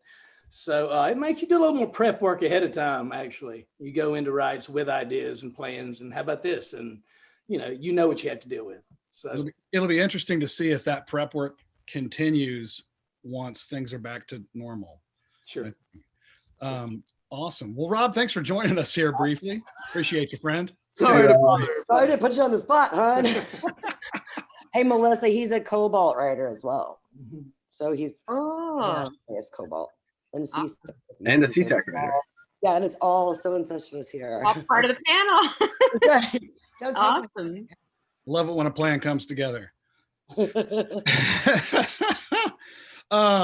Awesome. So I think we've covered a lot of bases here, and I think what I'm seeing is generally speaking, we've got a positive outlook possibly here. I mean, obviously those who are cashing performance checks and trying to pay the bills, you know, have struggles, and we all are, I think, incredibly empathetic to that. Those of us, you know, who are married to them, those of us who count them among some of our best friends. But it does feel like there's potential for lots of upside out of this when it's all said and done.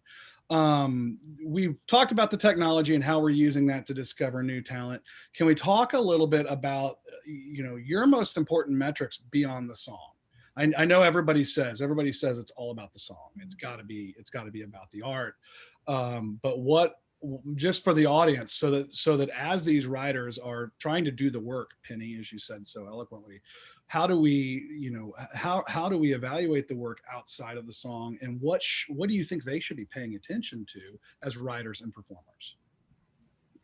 I can jump in on this one. I think that what Shannon said is really key. I think that you have to feel that drive. It has to really come across, because it's a lot of work for everybody, and you want people that have already been out there hustling and that are sort of focused on doing that.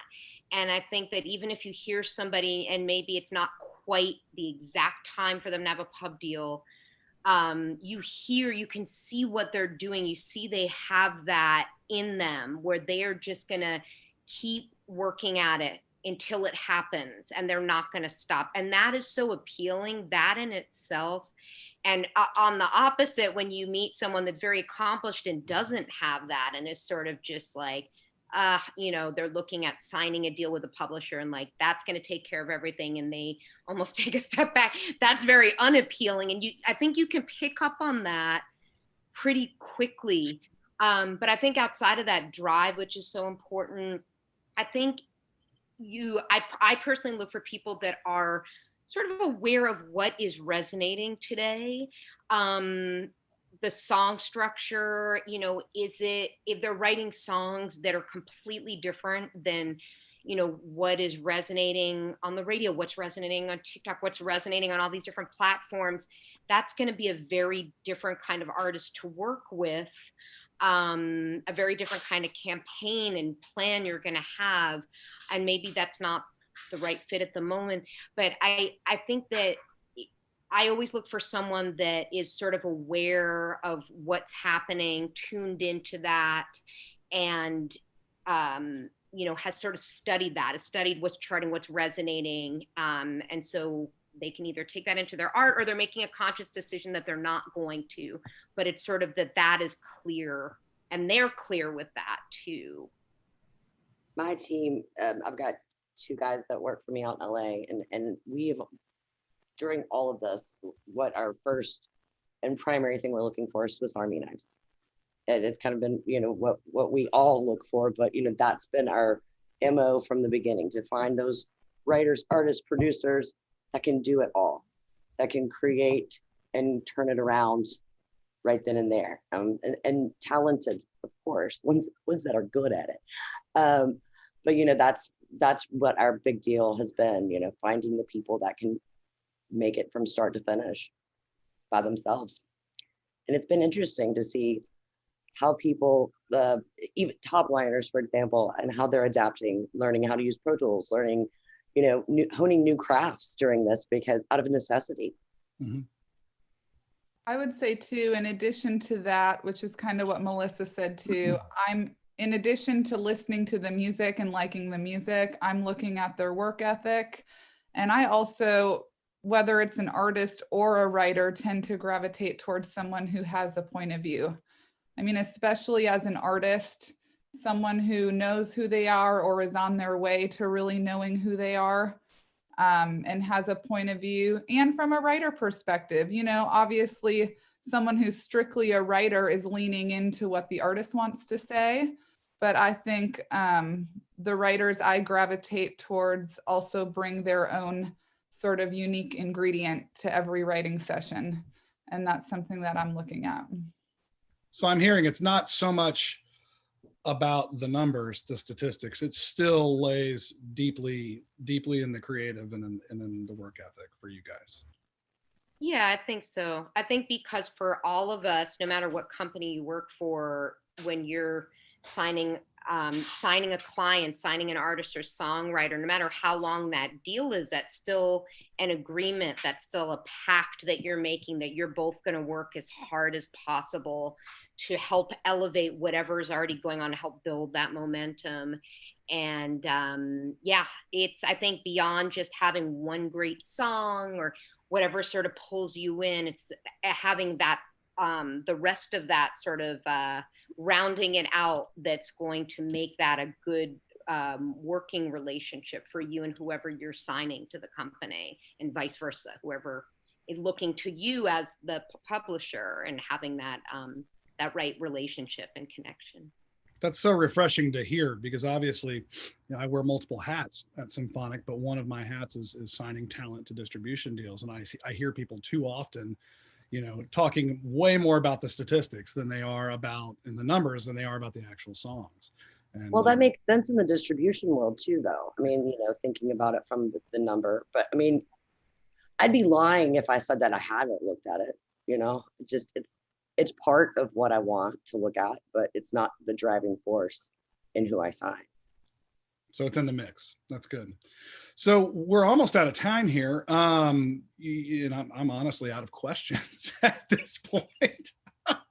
Any predictions for 2021 that anyone wants to throw out there of where we see this thing going? I mean, obviously we all are hoping that, you know, the pandemic aside, that we're going to see, you know, medical progress towards this thing and us getting back to a new normal. But are you seeing anything that you'd like to throw out there as a parting shot? And there's silence on the panel. No, it's kind of scary. Scary comments to manifest. I'm not sure which one. Yeah, I don't know that anybody has a crystal ball and can tell you what next year is going to look like. But the one thing I do know is that people will still be making music, people will still be consuming music, and we're going to figure out the in between. Amen. The creativity, I think, will continue to grow, and relationships will continue to form between people all over. I think that's just going to keep building and building, and hopefully connect a lot of really talented people with each other in ways they wouldn't have been able to do previously. Awesome. And I just want to say that sorry, Randall. I was going to say, go you for brought up in the beginning the statistics on streaming, and I think that just sort of shows that PROs, that's where the majority of our, our income's coming from, streaming, right? And it's growing and growing. And to leave on a positive note, I truly do believe that we're in a good place. And while we're in a difficult place right now, things are only going to get better. And I think PROs are going to be bigger than they ever have been. So that's awesome. I want to make I totally agree. And I come from the PRO world as well. So I think that, ASCAP, BMI, CSAC have all been looking at new ways to monetize. And that's what needs to be happening going forward in the forward space. I'm extremely hopeful. Looking back historically in times of economic depression or turmoil in our country, music has prevailed, and it is a way to unite people and remind each other of our humanity. And so that's can't wait to see what happens down the road. I love it. Well, thank you all so much. Thank those of you in the audience for joining us. This is the moment in the panel where I say, please give our panelists a nice round of applause. So we do this. And I just very much appreciate you all joining us today and imparting your wisdom on this panel and on this topic. So thank you, panel. Thanks for having us, Randall. Yeah, thanks, Randall. Thank you so much. Kenny, it was so nice to see you. You too. And you too. Melissa. Good to see everyone. Like Nice a family reunion. All right, all. Thank you so much. Bye. Bye-bye. I don't think a lot of people realize that playing violin is something completely different than so many different instruments. It doesn't have any type of roadmap. You have the strings and you have your fingers. There's no frets, there's no keys, there's no colors, there's no code. It's just what your fingers remember, and it's what your brain and what your life tells your fingers to do that makes that energy come out. And the warmth and the tonality and everything that comes with playing music and feeling the strings underneath the fingers vibrating and feeling that energy resonate through the entire body of the violin and emitting into this beautiful, warm, almost spiritual feeling is just incredible. Nobody really thinks about violins being cool, and that's kind of what I wanted to take away from making music with, is to take something that is considered classical, something that is considered traditional, and giving it something completely modern and giving it something, a whole new, unique value out of it.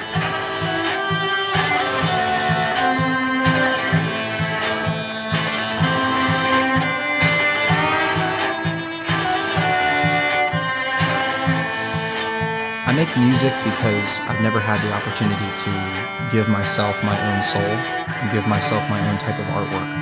I've never had something that I could call my own that was truly my own. I never had the opportunity to create something that people could actually hold within their hands and listen within their headphones and listen to and show and share. It's something I never had before.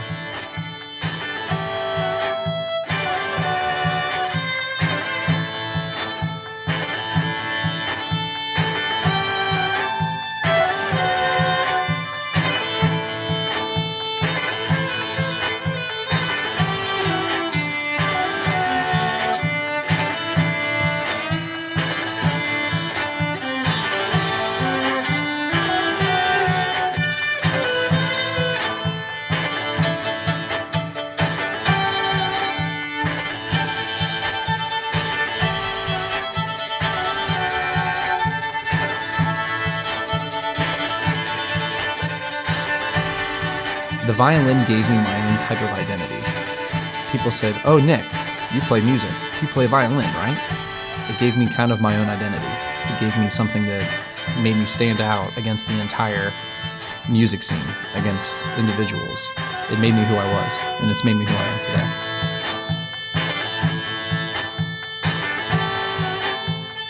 It feels warm at the end of the day, it feels like something I've never felt before.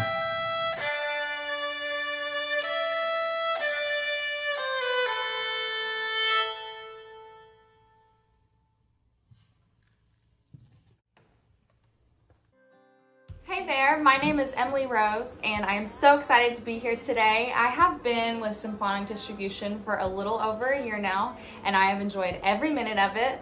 Being an independent artist most definitely has its challenges, but there are also some really great things that come along with it.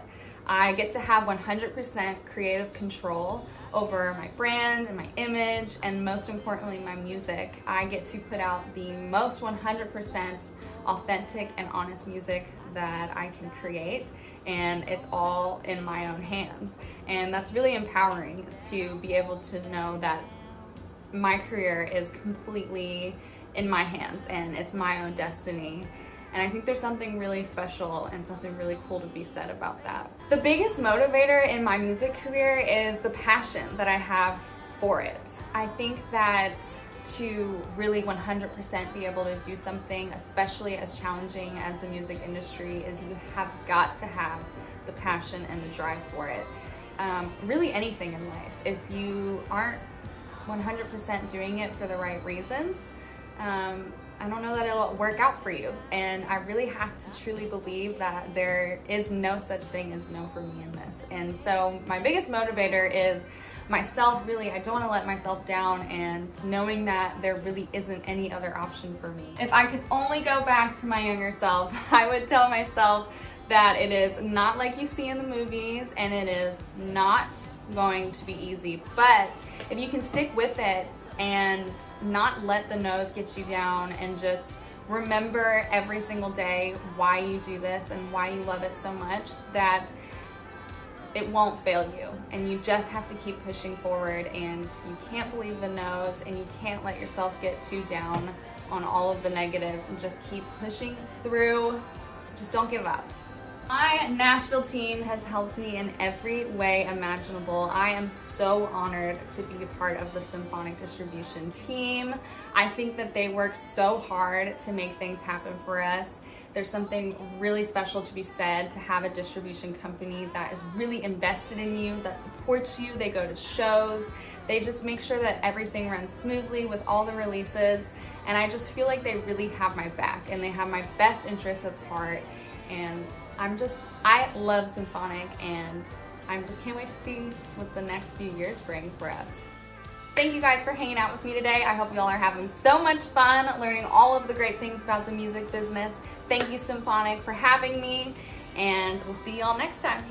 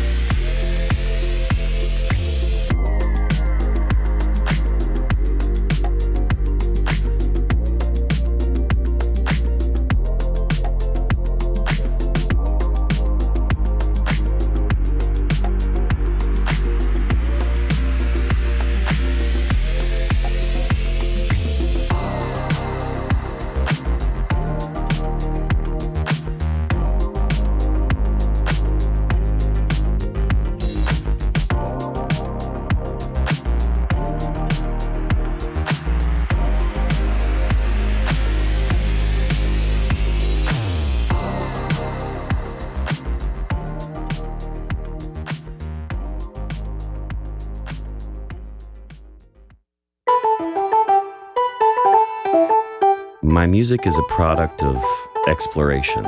It's finding little sparks of ideas as you make your way around an unknown landscape. Finding two roads and choosing one and not really knowing what's down that path. I found that making music with electronics, I'm able to express feelings that I wouldn't be able to with my own voice or with a traditional instrument.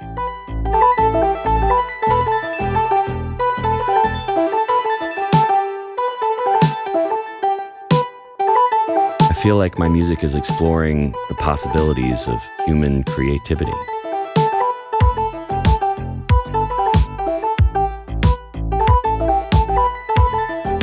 When I was younger, I was exposed to vinyl records, classic Motown, and all the best music of the 60s and 70s. I found a home in that expression. So ever since I understood that music was something that you could make yourself, I wanted to try and see what I could do with it. So I sort of built this fortress of electronics and instruments. It just kind of helps me express myself in the way that I know how.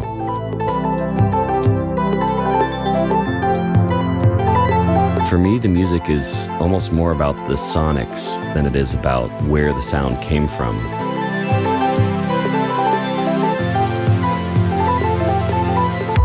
I try to keep an odd set of instruments available to me. Some retro-style devices that might have been lost in a bargain bin somewhere in a thrift shop, all the way to some of the most inspiring instruments ever created by other enthusiasts of electronics and sound in general.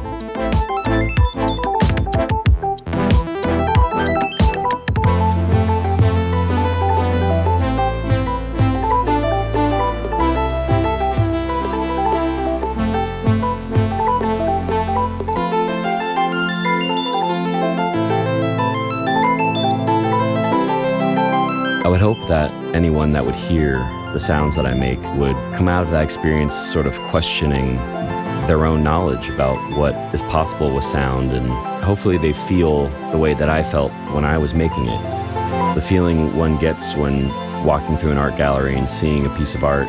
There's certain pieces you can walk away from and they sort of stay with you, or questions that it posed that maybe it didn't answer. I love not answering questions. I feel like you give the audience a chance to make their own story.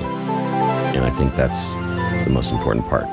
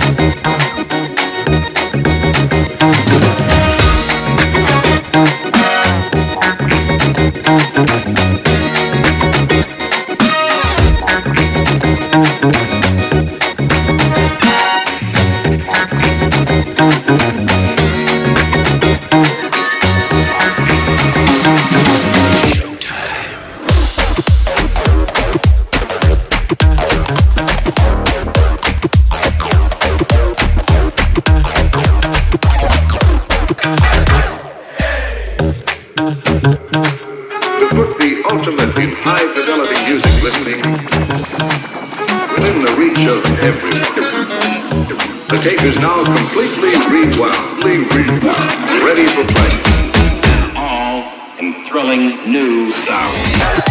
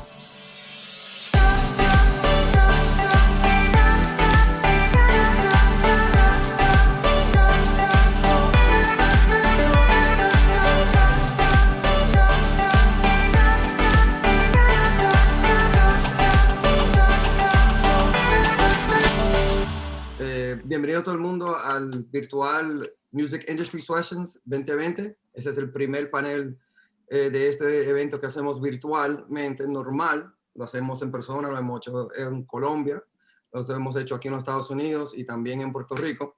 Y por, obviamente, las razones que están existiendo ahora mismo, lo estamos haciendo virtual. Pero el panel que tenemos hoy, en mi opinión, son como los superheroes de la industria, porque son gente que tienen demasiado conocimiento y aparte de eso son gente que trabajan sumamente honesto y con mucha información. So, para mí, muchas gracias a ustedes por estar aquí con nosotros. Muchas gracias. Yo le voy a dejar que ustedes se presenten uno al otro, no le voy a quitar el honor de decir quién es Roberto y quién es Paola, o sea, please introduce yourselves y le damos por ahí. ¿Podemos empezar Ladies first. Ladies first. Oh my God. Okay. That's why it says Roberto. Hello. Soy Paola Solís, Independent Music Supervisor. Soy la CEO de Oasis Music Network. Es la primera firma de Music Clearance y Music Supervision en Puerto Rico. Realmente comencé este journey de Music Supervision porque me di cuenta que los latinos teníamos poca representación y para eso Sokio puede decir un poquito más, pero tenemos poca representación en el ámbito de Music Supervision. My background, essentially, en términos académicos, tengo una maestría de Music Business, luego estuve trabajando en licensing y ahora pues de nuevo estoy en este journey de Music Supervising, pero excited to be here. Very cool. Well, welcome. Encantado de tenerte aquí. Carlos Delgado. Hola a todos, Carlos Delgado de República Dominicana y trabajo en Sound Royalties hace ya casi 2 años. Mi experiencia ha sido, como decir, 100% enfocada en el manejo de derechos, publishing y financiamiento de catálogos, tanto en la República como aquí ahora en la Florida y también en Nueva York con Harry Fox. Así que un placer, Greg, y gracias por recibirme. Saludos, Carlos. Roberto Rivera. Saludos, mi nombre es Roberto Rivera, soy el director asociado de Membership para ASCAP desde la oficina de Puerto Rico y Latinoamérica. Y nada, básicamente nosotros pues somos una sociedad autoral donde manejamos el pago de regalías por concepto de ejecución pública. Aparte de eso, pues mi experiencia, los 15 años que llevo en la industria de la música, pues comenzó bajo producción de eventos, después trabajé un poco en producción de televisión, he trabajado en artist management y touring y pues en la actualidad pues estoy acá en ASCAP bregando todos los asuntos de nuestros compositores. Very cool to have you. Carlos Colón. Soy músico, empecé en la industria de la música como músico, soy uno de los miembros fundadores de la banda de rock alternativo Black Guayaba. Además de eso soy abogado de entretenimiento. Me uní recientemente a la firma Cifra Group aquí en Puerto Rico, que se especializa en entretenimiento, en cine y pues en música. Y también soy cofundador de la nueva empresa Creative Island Music, que nos encargamos de ayudar a los artistas nuevos y emergentes, además de establecidos, a lo que es la administración de sus derechos y lo que tiene que ver con la parte administrativa de su carrera. Y pues aquí estamos. Very cool. Excelente. Alcover. Saludos a todos, yo soy Alcover, vengo de producir música, así empecé en la música, produciendo música con un dúo que se llama ANX, por Alcover y Ecstasy. A través de los años trabajé para la compañía de Don Omar, El Orfanato, como A&R y como productor. Lo más reciente que he estado haciendo es mi carrera como artista, como solista, y vengo de República Dominicana, estoy en Miami y aquí vamos, dándole de corazón. Excelente. Y last but not least, el señor Sokio. Estás en mute, Sokio. Sí. Hey, un gusto, muchas gracias por la invitación. Soy Sokio, chileno, vivo en Nueva York desde hace un tiempito y he trabajado como music supervisor por más de 10 años en películas de todo tipo, mainstream e independientes, además de televisión y comerciales. Y eso es lo que hago todos los días y no sé, ojalá todo el mundo pueda aprender algo de todo este ramillete de expertos en música y en el negocio de la música. Very cool. De mi parte, otra vez volví, lo repito, estoy super excited de poder tener un panel así como el de ustedes y hacerle varias de las preguntas que hemos recibido sobre cuáles son las cosas que quieren saber en la industria. Yo me llamo Greg Viñas, soy el director del Departamento Latinoamericano y Operaciones Latinoamericanas dentro de Symphonic. Y vuelvo y repito, para mí es un honor poder hacerle las preguntas a ustedes. Por primero comienzo con Roberto Rivera. Tengo varias notas aquí que tengo listadas.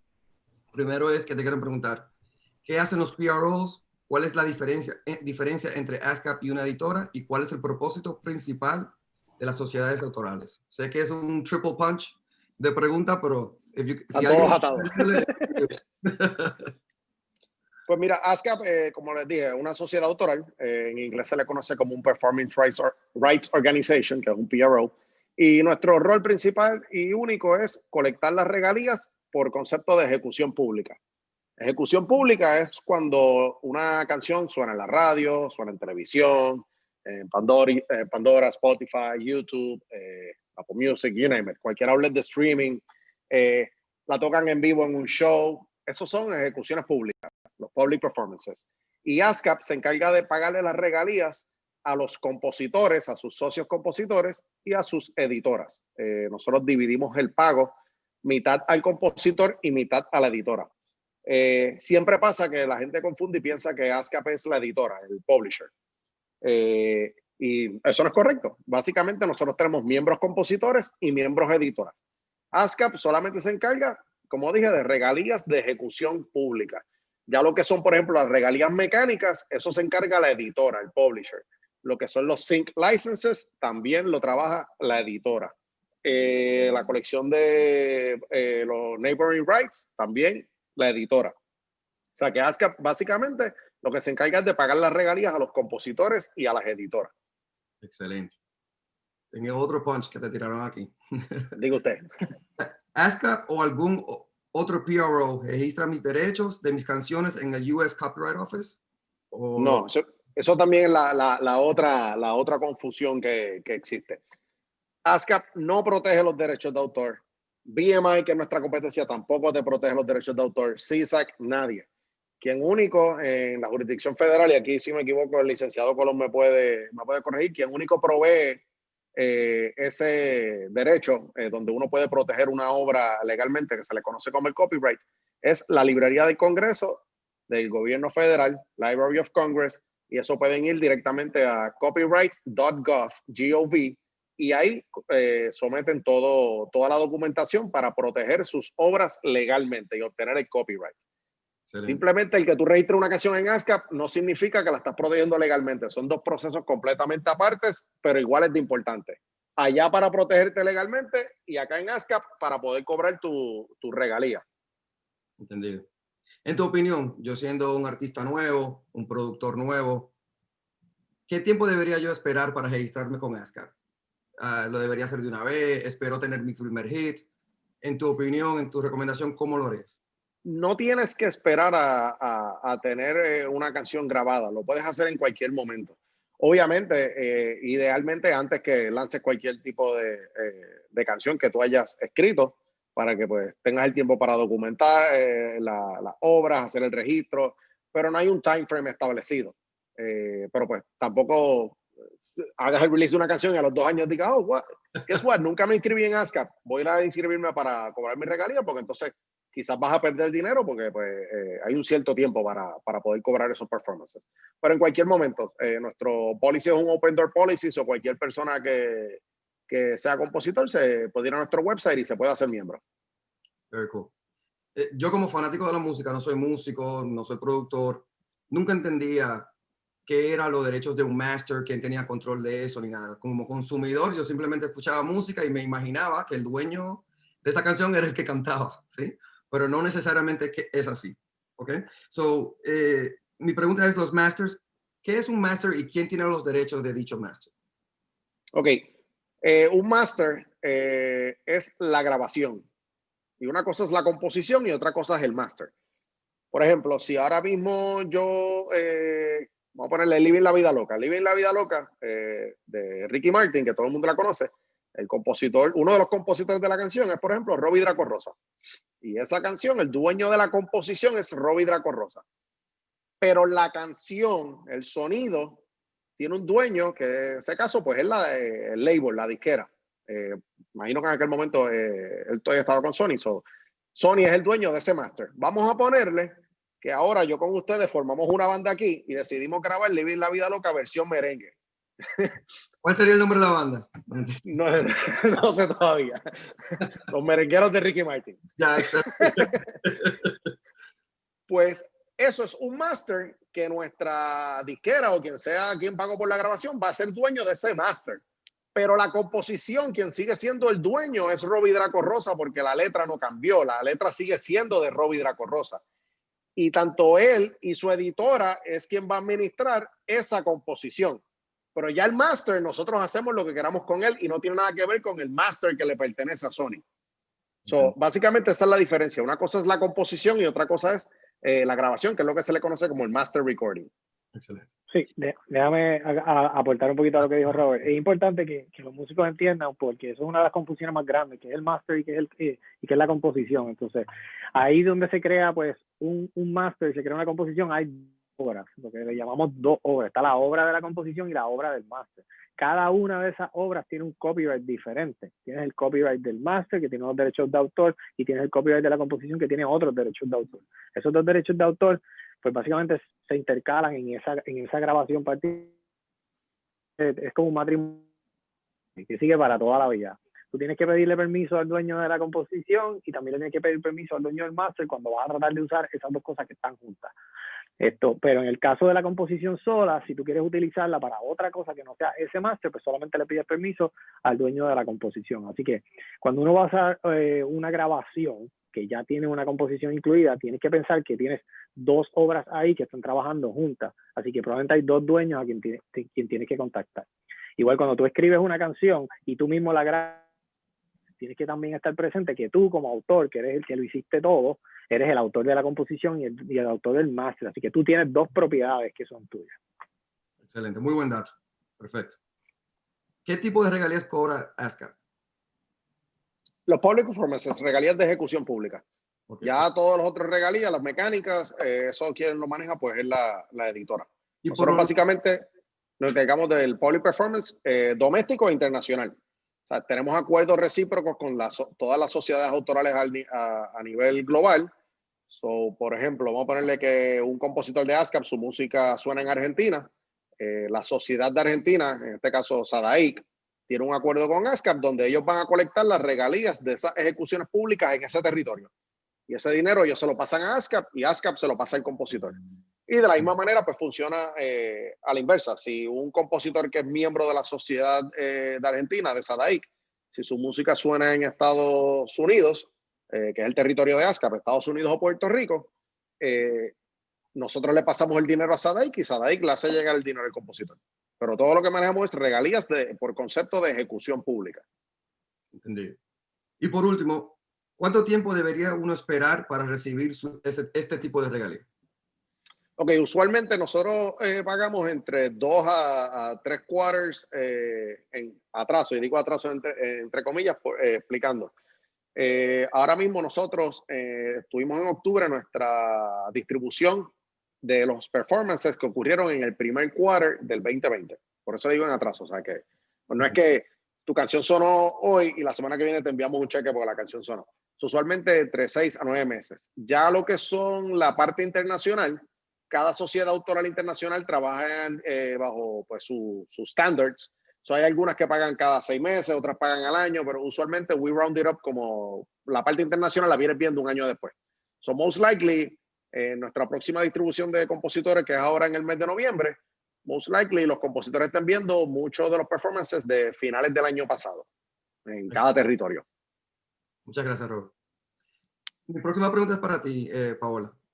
Veo de nuestra división de Latinoamérica que son muy pocos nuestros clientes, no importa el tamaño, que tienen mucho conocimiento de lo que es el sync licensing y cómo trabajar eso. Entonces, ¿qué tipo de derecho debo tener para poder someter mi música a la sincronización o para poder sincronizarla? Ahí se me trabó la lengua. No te preocupes. Pues idealmente ser el dueño del master y el publishing, como bien lo explicó Carlos y Roberto. eso sería lo ideal, pero no necesariamente pues tiene que ser un must. Pero sí uno como music supervisor tienes que ir a ambos lados y clirear, que es lo que usamos en la calle para decir que obtener los permisos para utilizar esa composición, esa canción en un medio audiovisual. Por acá tengo un segundo, es ¿cómo sabes si tu música tiene posibilidades para la sincronización? Bueno, para mí una de las cosas más importantes es la parte, la parte lírica, el contenido lírico. Yo creo que ahora mismo estamos en un momento en el mundo en el que están ocurriendo muchísimos cambios, así que lo que era antes una canción de amor y que fuera un amor romántico, ahora mismo muchas marcas están buscando canciones que sean más de un amor de familia, de amistades, o sea que está ocurriendo muchos cambios en la sociedad que también se reflejan en el contenido que nosotros consumimos y que también afecta el tipo de canciones que pudieran ser considerables como syncable, sync-friendly. También el ritmo afecta muchísimo, o sea, algo mucho más fast-paced para los comerciales ayuda, a menos de que sea específicamente un comercial en el que se quiera emanar un poco más de sentimiento, y entonces algo más como Hallmark, pues entonces es un poquito más slow paced, pero al ser snippets de 15, máximo 30 segundos, pues usualmente algo más fast paced, con un BPM un poco más alto. Eso en los comerciales. Ya en televisión, pues puede ser an array of different things, dependiendo del character, de la escena, pero sí, yo diría que entre esas dos cosas las harías más sync friendly si es que como artista quisieras embark on the journey de solamente crear música para anuncios o películas o for sync. Entendido. ¿Cómo puedes hacerle acercamiento a agencias de sincronización? Bueno, yo diría que I would say like seasonal. I think that's the best way.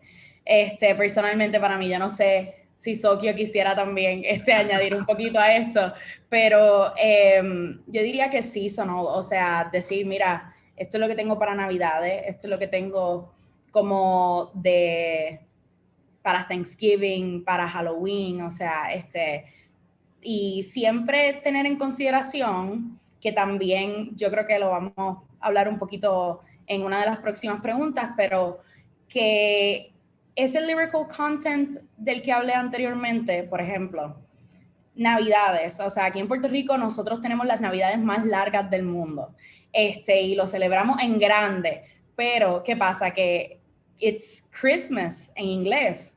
No todo el mundo celebra Christmas, no todo el mundo celebra las Navidades. Así que ese lyrical content, mientras menos específico sea en esto de las Navidades, por ejemplo, mejor todavía. Así que yo diría que hacerlo, pues seasonal sería de la mejor manera. Hacer un bundle también, un playlist de, mira, esto serviría para comerciales, pero eso también va de la mano con asset management y uno saber qué es lo que tiene en su catálogo, conocerlo y siempre estar en the know-how para que pudiera servir. Es muy buen punto, porque no todo consumidor es igual, o no todo consumidor es de la misma religión y nada. So, muy buen punto, me encantó eso. ¿Qué derecho le estás dando a las agencias cuando te representan? Es un non-exclusive licensing agreement, a menos de que obviamente firme con un sync rep que te esté representando exclusivamente, pero usualmente son non-exclusive y eso es lo que cuando te lleguen, por ejemplo, Symphonic tiene bodega. Yo he trabajado con otros one-stop shops, music libraries. You're usually signing a non-exclusive agreement, licensing agreement, que básicamente lo que hace es que le da a la compañía the right to license entre el artista y quien sea que vaya a obtener esa licencia de sincronización. O sea que existe la posibilidad de tener múltiples agencias haciendo el pitch de tu música. Correcto, sí. Interesante. ¿Cuál es la diferencia entre los servicios suyos de micro licensing y los acuerdos tradicionales de publishing? ¿Hay diferencia significativa entre el tiempo de término o...? Pues sí, micro licensing es un tipo de sync license. O sea, dentro de acuérdate que cuando estamos hablando de licencias de sincronización, es básicamente eso mismo, la palabra lo dice, sincronizar una canción con un medio audiovisual. Dentro de esa rama, y esto ya en términos más económicos o monetarios, tienes lo que es el micro license, que puede ser más utilizado para un como consumer based content. Vamos a decir que es como una boda o una graduación y le decides poner una canción de una banda. Eso requiere un tipo de sincronización, aunque tú te metas en YouTube y eso solamente lo vayan a ir 3 gatos, definitivamente de todas maneras necesita un sync license. Así que no porque nadie lo vaya a ver y sea el video de tu boda, no significa que no necesita un sync license. Y eso es lo que significa el micro license. Un macro license ya es más lo que se utiliza para lo que es broadcasting, televisión, comerciales, ya algo pues que es un poquito más público, y entonces eso hace que la licencia sea un poquito más costosa, ¿verdad? Pero sí, es bien diferente un micro licensing agreement y un publishing agreement. El publishing, como bien Carlos y Roberto dijeron, es una de las partes esenciales de una canción, y usualmente pues lo tradicional es un administrative publishing deal, o que se haga un catalog acquisition, pero pues esencialmente una cosa es basada en el copyright y otra cosa tiene que ver con una licencia de sincronización. Very cool. Awesome. En ese mismo tono, me encantaría seguir con Sokio. También, Sokio, tú también que te conoces otro sector de lo que es el sync licensing igual. Como music manager te pregunto, ¿qué es lo que busca un supervisor de música? ¿Es simplemente la música, la imagen del artista? ¿Qué exactamente anda buscando un supervisor de música? Todo eso y muchas cosas más. La verdad es que escoger una canción pensemos en películas. Para escoger una canción en una película depende, por ejemplo, de si el momento en que se va a usar la canción requiere de un artista determinado. Como, ok, sabes que aquí en realidad necesitamos Madonna porque no hay otra opción. El personaje es igual a Madonna y tiene que estar ahí. Ya, esa es una razón. La otra es porque el mood es el correcto para una escena. Yo tiendo a trabajar mucho más así, tratando de buscar moods más que nombres de artistas. Pero hay directores o productores de películas que quieren un nombre grande porque ayuda a vender la película.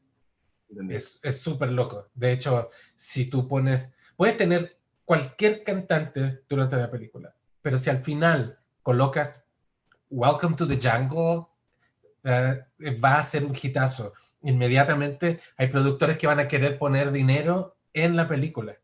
Entendido. Entonces, ayuda a crear un producto audiovisual que es más potente. Perfecto. ¿Cuáles son algunas de las versiones de mi música que podemos hacer para expandir mi catálogo? ¿Este es para mí? ¿Perdón? Este es para... para ti, Sokio, exacto. Sigo contigo. Okay. Yo creo que algo que tocó Paola fue que hay que tener organizado el catálogo. Hay que saber qué es lo que uno tiene, saber los estilos, si es romántica o no es romántica, y de esa forma poder saber qué ofrecer. Muchas veces me toca pensar en un artista, yo sé, este cantante funcionaría aquí, quiero saber qué es lo que tiene. Yo le explico, tengo una escena que es romántica, pero es acústica. ¿Qué canciones tienes? El artista perfectamente podría tener ya precatalogado sus canciones y mostrarme lo que puede ser útil. Eso sirve en general y Y es un trabajo que no todos los músicos se toman, pero es importante de hacerlo. Excelente. ¿Cuánto puedes esperar ganar por sincronización? Depende mucho de la película, depende, no sé, el rango es muy amplio. Si eres muy famoso, no sé, $30,000, $40,000, algo así. El espectro es demasiado grande. El Obviamente. espectro es muy grande y es todo muy vudú en ese sentido. Pero diría que yo creo que habría que pensarlo así. Yo como artista nuevo no debería cobrar menos de $500 por una canción. Yo creo que ese es el favor que todos los músicos tendrían que hacerse de tener, bueno, ellos mismos su propio número. Claro, cuál es su límite. Pero me ha tocado mucho que a veces me ha tocado hasta ayudar al artista, como, no puedo pagarte tampoco. Es como, por favor, no lo hagas. Eso. Con todos los...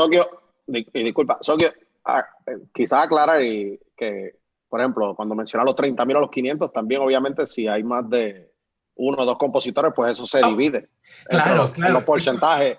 Eso o sea, que ya... no piensen que es 500 para cada uno si hay 4 compositores en la canción. No, o sea, exactamente. 500 dividido entre lo que hay del porcentaje. Muchas gracias, Roberto. Eso es súper importante. Y quisiera añadirle a eso mismo, a la conversación de Sokio y de Roberto anterior y lo que decía Paola, de cuando tienes las dos partes, que tiene el publishing y tiene el master, esos 30, puede ser que sea 30 por lado, 30 por el lado del master y 30 por el publishing. Y si tienen los dos, coronate. Bueno, claro, es un deal MFN, ¿cierto? Que es lo más común. Ahora me ha tocado mucho poder gestionar un máster por una cantidad, digamos, $10,000. Y hay tantos artistas, tantos compositores en el otro lado, que la canción aumenta otros 20,000 en ese lugar. Entonces, inmediatamente la canción pasa de 20,000 a 40,000 porque alguien está pidiendo más dinero. Y eso es algo a considerar. Pero sí, efectivamente, especialmente la parte del publishing se divide en todas las partes que estén involucradas y a veces toca un poquito. Very interesting. Y un paréntesis que quiero hacer, que lamentablemente en nuestros países, y lo saben, ya saben por dónde voy, el presupuesto para la música usualmente es el último, y usualmente no hay casi nada, y la productora lo quiere en 2 días, la licencia también. O sea que ahí, Paola, imagino que entre ustedes dos ven mucho eso, pero eso se ve, yo diría más de la mitad de las solicitudes que se ven. La quiero para mañana, hazme el favor, y bueno, dame una manita ahí que no tengo mucho presupuesto. Bueno, eso pasa mucho. En mi caso, como supervisor, muchas veces no he podido tomar un trabajo porque es imposible. Lo necesitamos para mañana. No, muchas gracias. No. Suerte. Porque es imposible. Porque hay que contactar a tanta gente, es una cadena tan larga muchas veces, a menos que sea contactar a un servicio como el de Paola, que ya tiene pre-cleared el material de algunos de sus artistas. Lo mismo con bodegas, ¿cierto? Donde vas y tienes un one-stop shop y lo arreglas todo más rápido, pero sí, es complicado. Es un laberinto. Por último, te pregunto, con todos los lives que están haciendo ahora mismo, ¿cuáles son algunas de las preparaciones que puede hacer un artista para protegerse y asegurarse que está haciendo todo como debe de ser? Idealmente un artista debería tener licencias para poder tocar esas canciones. Punto. Y es carísimo. Yo creo que la mejor forma, ya si no tienes dinero para poder pagarlo, creo que la mejor forma sería hacerlo vía YouTube, que puede cubrir esas licencias, aparentemente. Pero Facebook no las cubre, Instagram no las cubre, Twitch tampoco. Ese es el principal problema hoy para los lives de artistas independientes que están tratando de mantenerse activos. Yo creo que es importante, eso es una de las preguntas, o sea, que están llegando ahora más que corren más ahora porque obviamente es la realidad en la que vivimos. Como dice Tokio, sí, en lo técnico tú se supone que tengas todas estas licencias que se incluyen para pues, tú tener una presentación. No sé si algunos músicos que han tenido la oportunidad de estar en algún festival de música pre-COVID, cuando se iban a trepar muchas veces a la tarima, a quien era tu road manager o whatnot, le daban un release para que firmaran todas estas licencias, dieran el release, porque iban a estar transmitiendo la presentación a través de internet. Y pues usualmente las disqueras y los publishers, todo el mundo decía, sí, firma el release, no había problema. ¿Qué pasa? Eso ya desapareció. Ahora el performance es el performance en streaming. Así que ese papelito que todo el mundo firmaba como un release super fine, ya, pues, ya no lo estamos firmando como un release porque el public performance o el performance como tal es online. Entonces, pues técnicamente tú necesitas un public performance license, que es básicamente lo que cobra ASCAP. Necesitas una sincronización porque esa composición se va a estar mezclando con un video. Estamos hablando básicamente de la composición nada más, porque si tú vas a tocar en vivo, pues la grabación que tú hiciste de esa versión original no necesitas esa sincronización, solamente necesitas la de los compositores. Entonces, volviendo un poquito a lo que dijo Sokio, si tú tienes una composición donde hay 5 autores, técnicamente necesitas 5 autores de esa sincronización para hacer ese live. ¿Qué pasa? Como bien dice Sokio, YouTube tiene unos arreglos con los major publishers donde ellos a través de los ad revenues que sacan de la plataforma, pues pagan esa sincronización y los derechos de ejecución pública, así que estás cubierto, o sea, si lo haces a través de YouTube. Pero esos son arreglos con unos publishers particulares, no necesariamente todos los publishers van a estar ahí, así que para darte un ejemplo, si tenías esos 5 compositores y 4 estaban con estos major publishers que tienen ese agreement, fine, no tienes problema, pero si faltaba uno que no tiene ese agreement con YouTube, pues necesitas esa licencia. Así que por eso es que es un proceso bien complejo y que requiere de una investigación que cuando empiezas a hacerla, mucha de la gente dice como que pues no lo hago. Y es la realidad. Ahora mismo para prepararse por un live, una de las primeras cosas que uno tiene que hacer es un set list. Y tienes que hacer un set list pensando en las canciones que quieres tocar. Si son canciones de otra persona, pues qué canciones podrías tener, qué canciones podrías reemplazar en tu set list. Para tú entonces los publishers licencia y entonces tener un cleared set list para tú entonces hacer ese live performance. O sea, el encore del live performance de toca otra y tú decías, pues ¿cuál tocamos? Tocamos esta, básicamente desapareció. Ese encore lo tienes que tener indicado porque técnicamente lo tienes que tener clear también. Entonces también está ahora el issue de que le están pregrabando las presentaciones para entonces hacer ese live broadcast. Técnicamente es lo mismo que si fueses a hacer la presentación. Muchas veces, como yo digo, pasa con ficha cuando tú haces en verdad el performance live y just one off, lo tiraste ahí, nadie se enteró y nothing happened.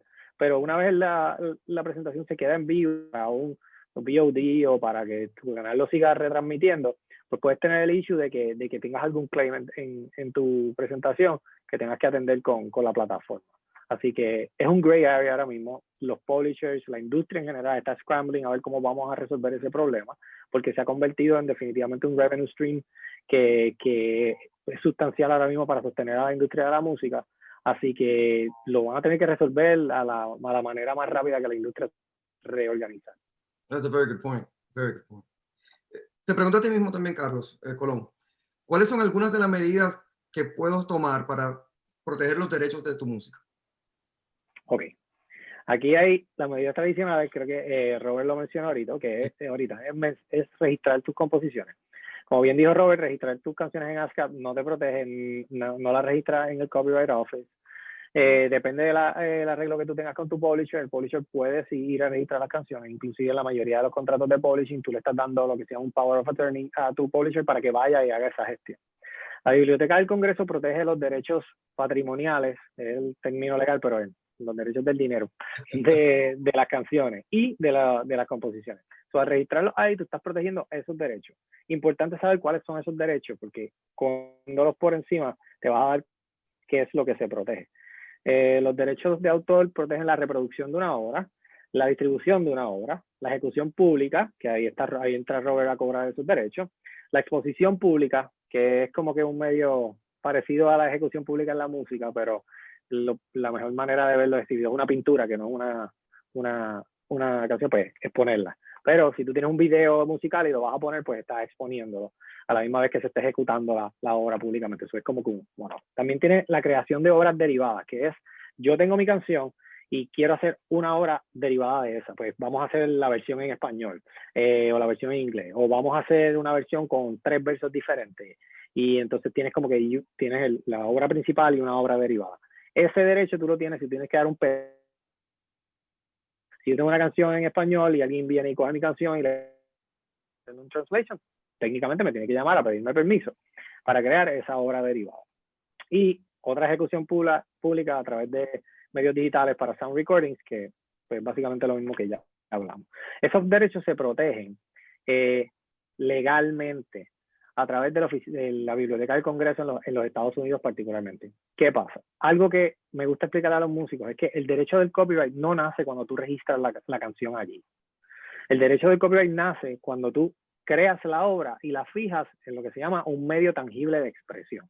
Y es algo bien técnico, pero es fácil de entender si ves como que yo tengo una canción en mi mente, esa canción ahora mismo no tiene copyright, pero cojo un papel y escribo la letra, y cojo un disco o un audio note y grabo la música y la canto. Eso es un medio tangible de expresión. Es un medio donde yo puedo reproducir la obra, comunicarla, y alguien la puede percibir pues de más largo, que básicamente si yo la canto al viento, la obra no le nació el derecho de autor.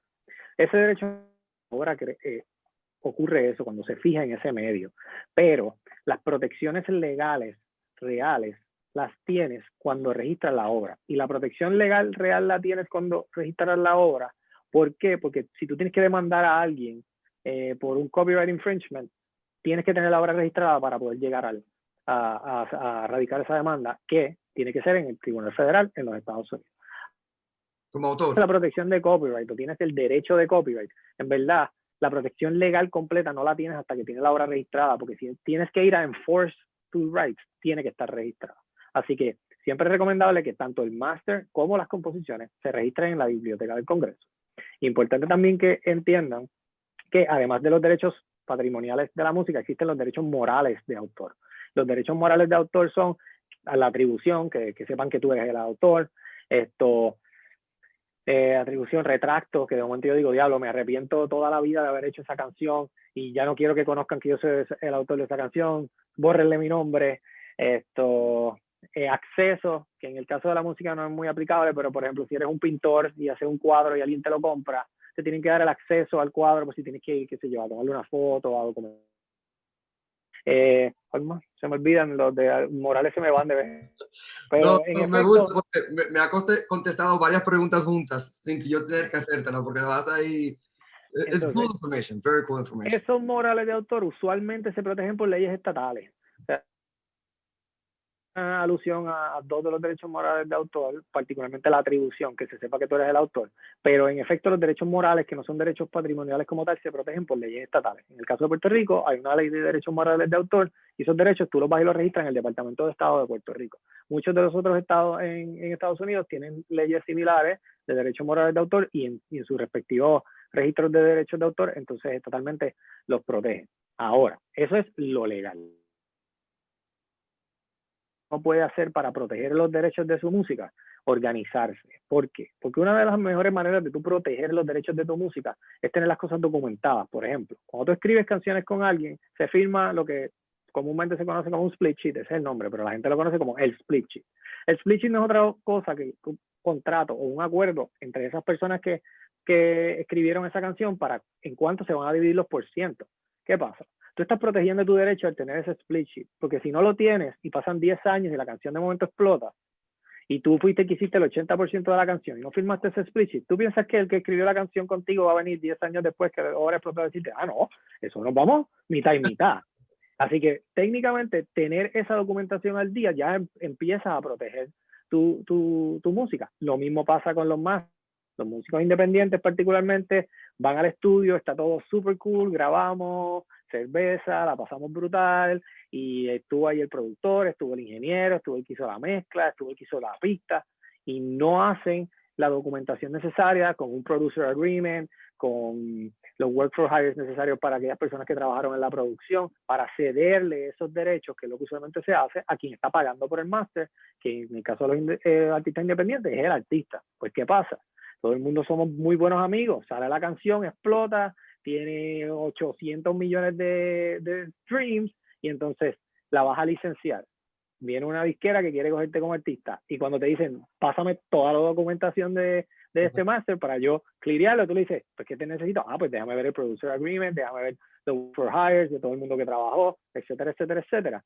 ¿Y tú crees que las personas, después de que un producer agreement por un fee particular? No. ¿Qué pasa? Cuando hay una obra que se crea en conjunto, que es lo que pasa con los masters y con las composiciones, de cómo se va a dividir eso por sí, lo que dice la ley de copyright es que es en partes iguales. Así que las personas que no firmaron en ese momento, técnicamente se pueden tirar para atrás y decir, pues nos los vamos a dividir en partes iguales. Y entonces ahí entramos a todo el hecho de que van a ir al tribunal y van a empezar la pelea, vas a perder amistades, vas a perder el negocio principal que querías y vas a perder, en último, como hizo Sokio, dinero. Así que la mejor manera de tú empezar a proteger tu música desde el día uno es organizándote, haciendo los contratos necesarios, haciendo los split sheets necesarios, entablando o empezando una buena estructura administrativa, por más pequeño o grande artista que tú seas, para que en el momento que tienes que utilizarlo, tienes que tenerlo para monetizar tu música, estés organizado. Exacto. No, y más para nosotros, en nuestra cultura, que piden tanto, siempre estamos buscando los advances, o tú sabes, las regalías adelantadas, o hasta comprando los streams. Si no tienes todo organizado desde un principio, no tienes nada. Muy buen punto. Por último, te pregunto, Carlos, ¿cómo se debe manejar un copyright claim en YouTube y por qué pasa? Bueno, la pregunta me la haces cuando te hacen un claim a ti en tu canal o cuando tú tienes que manejar un claim porque alguien está usando tu música. Cuando me hacen un claim a mí en mi canal, por ejemplo. Okay. Pues muchas veces cuando te hacen un claim en tu canal, puede ser por una de dos cosas. O estás utilizando algún master, alguna composición que, no, por ejemplo, YouTube no está licenciando a través de las licencias que hablamos, que te permiten utilizar la música. Y ellos básicamente te dan algunas opciones. Te dicen, estás usando este master que no es tuyo, y muchas veces le pasa a los artistas que la misma música de uno te le hacen el claim de que estás usando algo que no es tuyo, y tú como que no es mío, no es mi es mi música. So, te dan dos opciones, o bajas la música o el video sale en mute.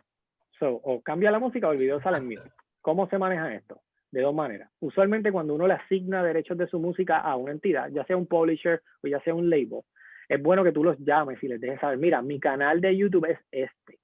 Lo puedes hacer con tu distribuidora también, con Symphonic, por ejemplo. Tú le puedes decir, yo necesito que ustedes de distribución no hagan el claim en este canal y pon el nombre de mi canal. Y cuando esa música se puede tocar, aunque el claimant es otro. ¿Por qué? Porque la persona ya le dio permiso a que ese canal pueda tocar esa música sin que it gets flagged. So, muchas veces, un ejemplo práctico. No, a mí me pasó con el grupo que íbamos a lanzar un sencillo y yo en mi cuenta personal de SoundCloud subí el tema para enviárselo a alguien para un listening, para que lo escuchara. Y no hice nada más que subirlo y automáticamente mi SoundCloud me bajó el tema. ¿Por qué? Porque mi página no estaba whitelisted. Yo estaba poniendo un master que no era mío, que es de quien es dueño de mi master, que es mi disquera. Así que yo llamé a la distribuidora, llamé a la disquera, whitelist my personal page, porque estoy enviándole a alguien el tema para que lo escuche. Pasaron 24 horas, hago whitelisted, todo lo que yo subiera de artista, pues ya mi canal no tiene problemas. Eso es una de las cosas que puedes hacer cuando tienes claims en YouTube, buscar quién es que está haciendo el claim, y si es música tuya, tratar de que te hagan el whitelisting. Pero si estás usando música de otro, pues lo que hemos hablado, necesitas la licencia o cambiar el tema, o si es un error, pues entonces manejarlo a través de YouTube dejándole saber como que mira, no tengo el permiso por esto. A veces uno tiene un permiso escrito y pues le envía la documentación y te lo dejan arriba. Excelente. Gracias, Carlos. Carlos Delgado, te pregunto a ti, el chico del dinero y de los advances. ¿Cuáles son los diferentes tipos de regalías que ustedes estudian y prestan contra? Ok, bueno, definitivamente se ha hablado de alguna manera u otra de esos diferentes tipos de regalías. Todo comienza con el trabajo musical, con el musical work. ¿qué escuchamos cuando escuchamos una canción? Una composición y una grabación. Entonces, teniendo en cuenta ese ejercicio, de ahí salen 3 tipos de regalías iniciales, o vamos a decirle básicas. La primera, la de ejecución o comunicación, performance, las regalías de distribución entre streams, descarga, vista en YouTube, y las regalías de sincronización. Básicamente, cuando ponemos música en una película, en una serie musical, en un show de televisión. Entonces, comenzamos con 2 obras musicales, 3 tipos, vamos a decir, generales de regalía, y de ahí para adelante, o sea, ahí nosotros tenemos aquí en Sun Royalties una, le decimos la Biblia, que son 50 fuentes diferentes de regalía. La idea básica es, si tú lo creaste y alguien lo está usando, algún tipo de regalía hay ahí, ya sea de comunicación, de ejecución, de descarga, de download. La clave es lograr identificarlo y saber los derechos que los compositores, que los productores, que todos los derechos habientes tienen sobre ese tipo de regalías y sobre sus obras. Entendido. ¿Cómo funciona el negocio de Sound Royalties y esto de los advances? Porque yo noto que hay muchos artistas y muchos sellos, productores que reciben advances, pero muchas veces no saben ni lo que están firmando o lo que están recibiendo. En el caso de Sound Royalties, ¿cómo funciona la empresa? Claro, bueno, la idea de Sound Royalties es proveer financiamiento a creadores basado en las regalías que tienen. Si un creador de contenido, si una creadora de contenido está generando más de $5,000 al año de una fuente específica de regalía, nosotros hacemos un análisis de esas fuentes, creamos un pronóstico conservador de lo que va a pasar en el futuro cercano, y basado en ese pronóstico y lo que conocemos del catálogo, presentamos diferentes opciones de adelanto, comenzando con cosas de corto plazo y llegando hasta años múltiples.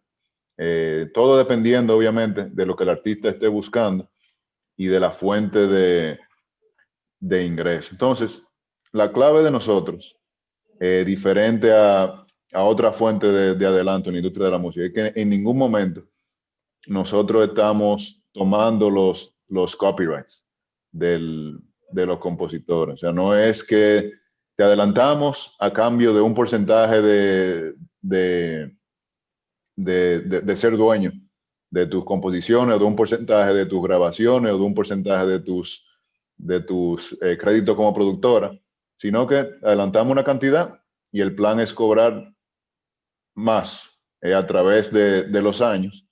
Y otro toque también de flexibilidad es que también, diferente a los adelantos estándar de la industria de la música, nosotros solo cobramos una porción de los ingresos anuales del artista. Entonces, si un artista está generando $5 y es el pronóstico que tenemos, las opciones que presentamos nos tienen a nosotros cobrando $2, $3, quizás $4 al año, y todo lo que venga por encima de eso pasa al artista, ya sea que el artista genere los 5 que pronosticamos de manera conservadora, o que genere 1 millón, por ejemplo. Nosotros cobramos la cantidad que teníamos establecido. O sea, esa es la idea básica del negocio.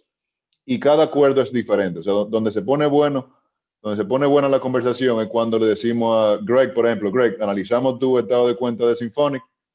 Aquí están las diferentes opciones que te podemos presentar al día de hoy. En mi experiencia con Sound Royalties, enviándole a ustedes clientes, ha sido sumamente heavy, chévere, me encanta. Sé que ustedes son sumamente flexibles también. Mi pregunta a ti es, por lo normal, ¿cuántos meses o años tú quieres ver de estados de royalties y cuántos años me dan para devolver ese dinero? Entiendo. Okay. Cada negocio es diferente, pero el estándar. La referencia básica es esos $5,000 y 3 años de historial de regalía. En muchos casos, hay artistas que tienen un historial de 10, 15, 20 años de estado de cuenta, y quizás tengan un poco menos de $5,000, pero ahí uno dice: oye, este catálogo tiene décadas generando ingresos, me siento cómodo haciendo un pronóstico y ofreciendo adelanto. Quizás sea hasta un poco más fuerte que un catálogo que genere más, pero que tenga menos historial de estado de cuenta. O sea, esa es una opción. También, si en un año, por ejemplo, tú estás generando cantidades superiores a $5,000, lo que sea, 10, 15, 20, 25, 100, y nosotros entendemos que estos son regalías que vienen más cosas por ahí, que una fuente de regalía estable, también presentamos opciones. Entonces, yéndonos a los casos más extremos, nosotros trabajamos también con artistas que tienen ciertas situaciones financieras, con el IRS, por ejemplo, con cualquier tipo de situaciones que le pasan a muchísimas personas, ya sea a civiles o artistas. Nosotros siempre tenemos la puerta abierta primero para hacer el análisis y luego para poner los números sobre la mesa y si al artista le hace sentido, en 2 semanas básicamente ese adelanto está del lado del artista. Excelente. Gracias, Carlos. Algo que a mí me gustaría añadir con respecto a los adelantos, a diferencia de compañías como Sound Royalties, que son compañías establecidas, se está viendo mucho que los artistas les están ofreciendo deals, y deals con adelantos. Los artistas siempre piensan con labels que pues no son medio labels, son labels nuevos, son labels pequeños. Entonces uno siempre piensa como que yo quiero un adelanto grande, porque piensan que eso es no sé si es que es un sign of success o whatnot, o de que te van a trabajar. El adelanto es bueno, a todo el mundo le encantaría tener un adelanto de una empresa que te va a mover tu música. O sea, en el caso de una empresa como Sound Royalties, tú vas a Sound Royalties porque quieres un adelanto sobre lo que ya tú estás generando. Pero cuando tú tienes cuando tú eres un artista y quieres una oportunidad, tú vas a una disquera, tú vas a un label, tú vas a un publisher para que ellos te den la oportunidad de mover tu catálogo, de ayudarte en el desarrollo de tu música. Entonces hay veces que uno va y uno piensa, pues yo quiero un adelanto. Entonces el adelanto se puede convertir, y yo siempre lo digo como músico, lo digo como abogado, en un arma de doble filo. El adelanto, la palabra lo dice, es algo que te están adelantando a tus ganancias. Y como funciona el adelanto, es de una manera bien particular, donde tú básicamente, si tú tienes un 50% de regalías, por decir, basado en ese adelanto, de ese 50% tuyo es que tú vas a pagar ese adelanto. Así que si tu música hizo $10, solamente 5 de esos dólares van para pagar tu adelanto. Si te dieron $10 de adelanto, tu música tiene que hacer $20 para tú pagar los $10 de adelanto.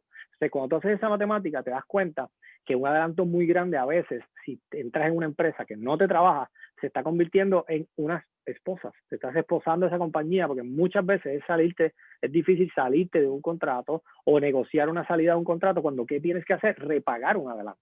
Muchas veces tienes un adelanto grande y te dicen, no hay problema, te puedes ir, devuélveme los $50,000 que te dimos de adelanto y you're free to go. Entonces, ¿qué tú dices? Ya probablemente, siendo músico, fuiste, te compraste un carro, te compraste equipo nuevo, la ropa, hiciste un video o hiciste cosas que son para further your career, y entonces no puedo. Los músicos tienen que ser bien conscientes cuando están empezando su carrera en lo que significa no solamente musicalmente para ellos un adelanto, sino lo que significa contractualmente. ¿Por qué? Porque las empresas usan el adelanto de una manera de amarrarte al término de ese contrato. O sea, y estamos hablando de nuevo, de algo diferente a lo que ofrece Sound Royalties, que es una empresa que tú vas a buscar el adelanto y no tiene nada que ver con furthering your career. A veces tú puedes utilizar ese adelanto que te da Sound Royalties como financiera, si le quieres llamar así, para eres dueño de tu música. O tú tienes una disquera, el dueño de la música es la disquera. Así que en ese sentido es algo importante para traérselo a la realidad a los músicos nuevos, que el adelanto sí se puede ver como un símbolo de éxito, pero a la misma vez tienes que evaluarlo bien en cuanto a la relación y a la confianza que le tienes a la compañía que te está ofreciendo mover tu carrera a cambio de ese adelanto. Gracias por hablar de mí. Okay. Perfect segue, porque la pregunta we love you, pero ya hace mucho. Gracias por eso, Carlos. Alcover, okay. ya que tuvimos el segue perfecto, ¿cuáles son las fuentes de ingreso más importantes durante la pandemia? Te pregunto porque tú eres artista, compositor, productor también, o sea, tocas tantos segmentos diferentes de la música que siento que tú serías la persona ideal para para contestarme. Sí, y en este panel es excelente por las personas que hay aquí, la experiencia, los profesionales, de que le puedo decir claramente que para mí ha sido durante la pandemia las sincronizaciones.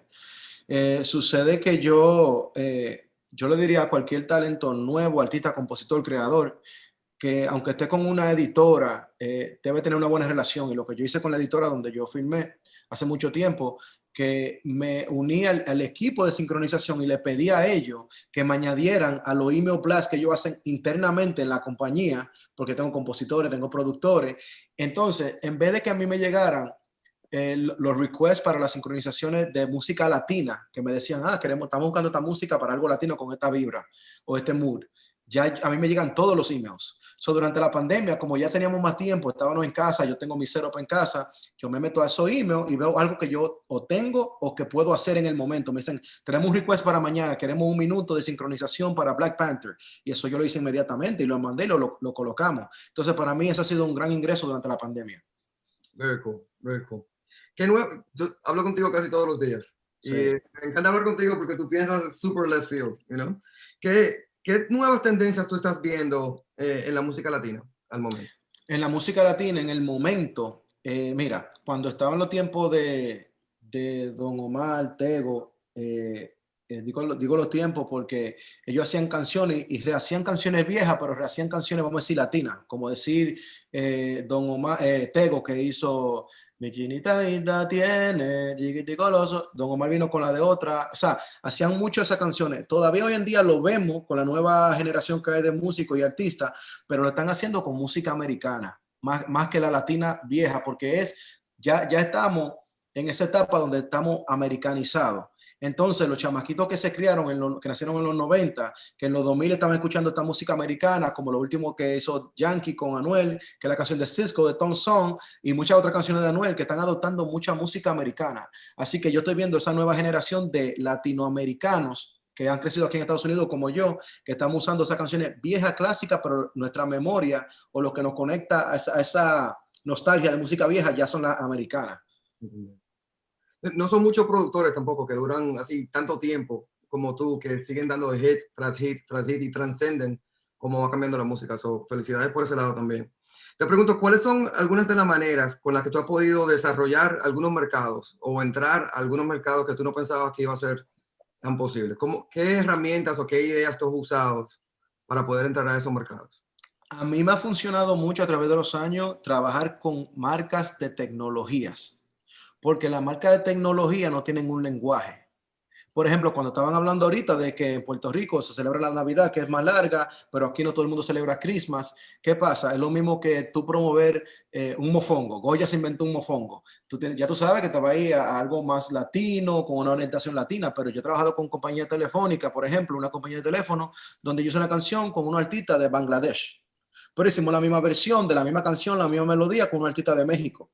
Entonces, ¿qué pasó ahí? Usamos la misma instrumental, la misma producción, la misma melodía, los compositores originales se quedaron y la pudimos hacer múltiples veces en diferentes lenguajes. Entonces, ¿qué hace eso? Me ayuda a mí a hacer el crossover en diferentes partes y puedo sacarle provecho a publicidad, aparte de lo económico, del negocio que se haga. Creo que eso me ha ayudado a mí a explorar mucho mercado. Very cool. ¿Cómo ves el futuro de la música independiente? Bueno, ya estamos en la música independiente. O sea, el futuro de nosotros. Nosotros somos una distribuidora de música independiente también. Claro. Entre nuestra empresa hemos cambiado bastante. Y claro. Los sellos que empezaron con nosotros chiquititos son inmensos ahora y han tomado el control de lo que es en verdad la música. Bad Bunny, por ejemplo, Adele, por igual, Taylor Swift. O sea, ¿cómo tú ves el futuro de la música independiente? ¿Tú ves que es algo que va a seguir desarrollando? ¿Va a seguir el crossover entre géneros, entre culturas, entre países? O sea, en tu opinión, ¿cómo tú lo ves que vaya? Mira, yo veo esto de esta manera. Antes teníamos artistas que la disquera lo desarrollaban desde cero. Simplemente, o sea, el artista era un buen intérprete. Entonces le buscaban canciones, le buscaban compositores, le buscaban productores. Luego veíamos artistas que sobresalían mucho porque componían y cantaban sus canciones, le buscaban un productor. Hoy en día la mayoría de artistas que están saliendo son compositores, son productores, son creadores de contenido, hacen su video, hacen su carátula, hacen todo. Entonces ya ellos optan por lo independiente. Entonces, en vez ya de esclavizarse a un contrato, que venían esos contratos de 18% para el artista, 82% para la disquera, o un 20-80, ya las disqueras se han ido amoldando a un 50-50, pero como quiera, ya al tú irte con una distribución independiente, tú tienes más control de tu arte, porque eso es lo que a uno como creador, a uno le afecta mucho. Cuando otra persona, tú dices varios años después que tú firmaste un contrato, la foto se ve muy bonita en las redes, firmé un contrato, pero un par de años después tú dices, me jodí. O sea, lo digo así, pero tú dices, contra, es mi obra, ¿cómo yo no soy dueño de algo que es mío? ¿Cómo tú le explicas a tu familia eso, que no saben de música? Pero tu canción tiene 10 millones en YouTube, ¿dónde está ese dinero? No, eso no tiene la disquera porque eso no es mío. ¿Cómo que eso no es tuyo? Tú lo creaste, tú te amaneciste, yo te vi amaneciendo creando eso. Entonces, sí, para mí es genial la idea y todo el concepto de lo independiente, y yo sé que no solamente para mí, para un montón de nuevos artistas, que los nuevos artistas, como te dije, son productores, compositores, creadores de contenido. Sí, one Yo stop creo que shop. añadiendo a eso también, con esas responsabilidades que tiene, bueno, con todos esos roles que asume un artista independiente ahora mismo, llegan un montón de responsabilidades, porque como bien dice Alcor, ahora tú eres el productor, tú eres la disquera, tú eres el distribuidor, tú eres todo, así que tú tienes que tener esa estructura detrás tuyo, como si tú fueses todas esas cosas, como si tú fueses tu propia disquera, tu propio manager, tu propio business manager. So, tienes que hacer esa estructura y vuelve a lo que hablamos, tienes que estar organizado, porque cuando tú estabas en una, pues esa gente detrás tuyo tenía ese andamiaje donde se filmaban las cosas bien, tenía los releases, tenía los clearances. Cuando eras el songwriter, pues tenías un poquito más de responsabilidad porque estabas escribiendo, pero a la misma vez también había quien te hacía toda esa papelería. Pero cuando estás como un independiente, eso ya no lo puedes hacer tú solo, o lo podrías hacer, pero tienes que estar bien orientado, tienes que estar educado en lo que vas a hacer. Y yo siempre le digo a los músicos, o sea, yo como músico que le he dedicado 20 años a mi instrumento y a mi carrera, lo menos que puedo hacer es dedicarle, aunque sea 2 meses o un tiempito libre, a aprender en el negocio que me estoy metiendo. O sea, ponte a pensar, si yo fuese a entrar a montar un carrito de hot dog y yo no sé hacer un hot dog, ¿tú crees que voy a tener éxito? Lo primero que tengo que hacer es saber cómo se maneja un carrito de hot dog. O quizás sé hacer los mejores hot dogs del mundo, pero no sé ni cómo se prende el carrito. Pues definitivamente tienes que tenerlo organizado y tienes que educarte en las partes, como quien dice, aburridas de la industria. O sea, por ejemplo, me coge el ejemplo de lo que hizo Hardcover. Pónganme en el mailing de sincronización. Eso era algo que quizás, tremenda idea que se te ocurrió, pero eso demuestra ese paso extra, esa milla extra.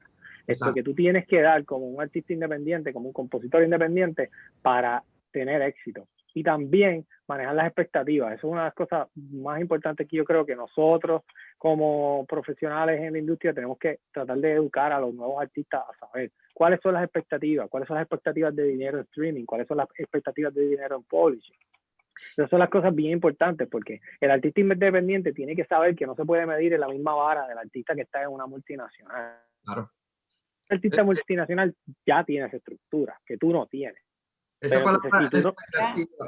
palabra expectativa yo la uso todos los días, porque el sello y el artista tiene que tener la expectativa de nosotros como distribuidora. ¿Qué nosotros hacemos? ¿Cómo lo hacemos? ¿Y qué esperamos de ti? De documentación, a entrega del release, marketing drivers, todo. Igual nosotros tenemos expectativas de ese artista o sello por igual. Entonces, las expectativas en la sincronización completa o el engranaje completo de esta industria para mí es like top notch. La última pregunta de la noche, te la voy a hacer. Greg, y lo que dice Carlos, le quería añadir la organización, que para mí es sumamente importante, y tú sabes cómo soy yo. Sí, sí.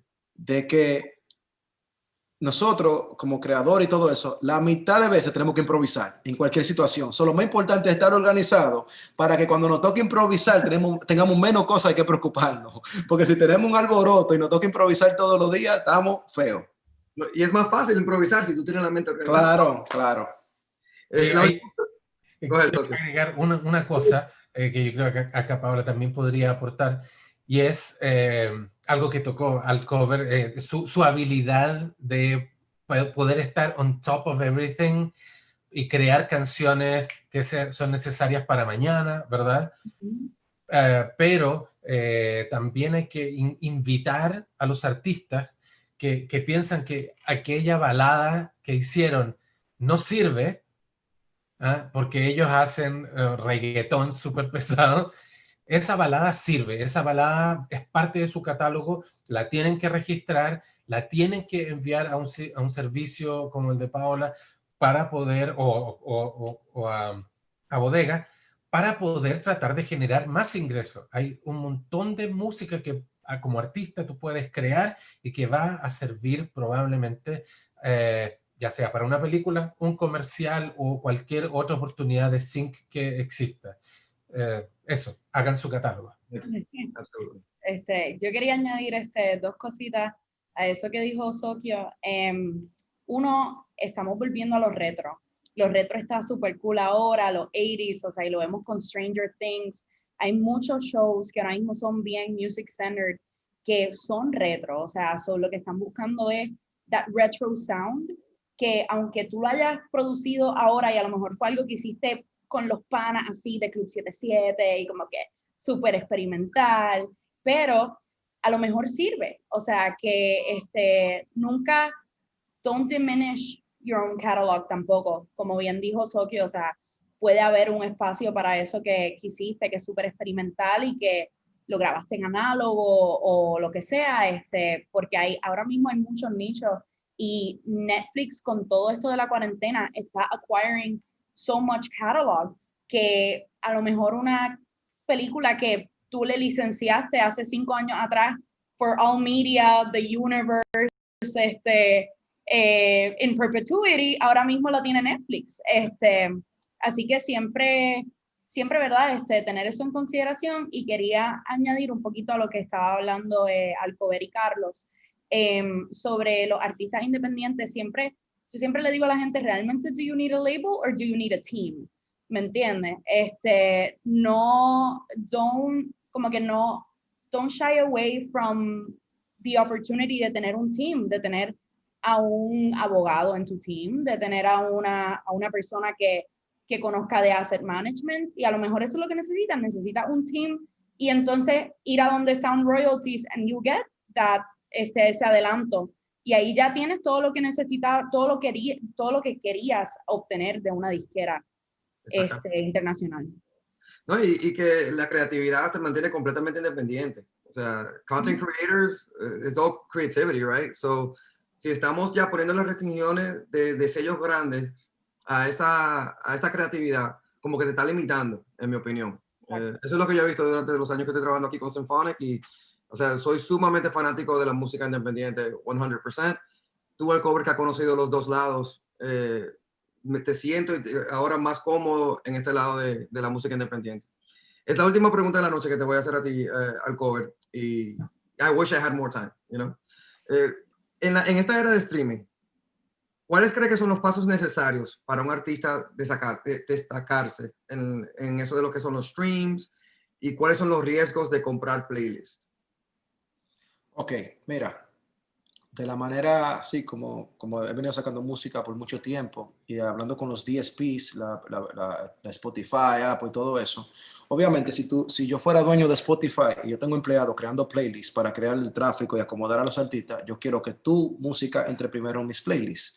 En el momento que tú te vas por ahí con los playlists independientes, no solamente, a veces personas se equivocan pensando que comprar un streamer, que te fuiste a una página y compraste 1000 streams por esto. Hoy en día lo están haciendo es que tienen un chamaquito con un playlist con 1 millón de subscribers y le pagan a ese y sí, te suben los streams y toda esa cosa, pero ¿qué sucede? Cuando te están metiendo en esos playlists independientes que no tienen nada que ver con los DSP entonces ya como que, ¿sabes? No te dan ese apoyo. Se echan para atrás. Entonces los artistas deben tener consciente de eso, porque sabe que la gente lo que quieren es de una vez 1 millón en 24 horas, ¿entiendes? Para frontear en la red y todo eso, no sabiendo que eso le está haciendo daño a ellos mismos.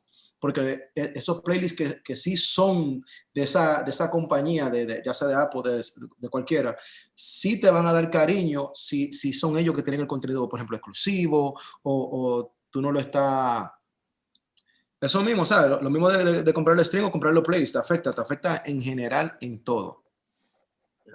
No, y se nota bastante cuando tú tienes un artista que tiene otra vez 1 millón de streams y dentro de un playlist tiene 890,000 plays de ese playlist y de otro playlist, o sea, están sumamente regados, como que los números no son orgánicos. Y al final... y cuando ves la gráfica que te sacan de ese playlist independiente, la agujita hace así para abajo.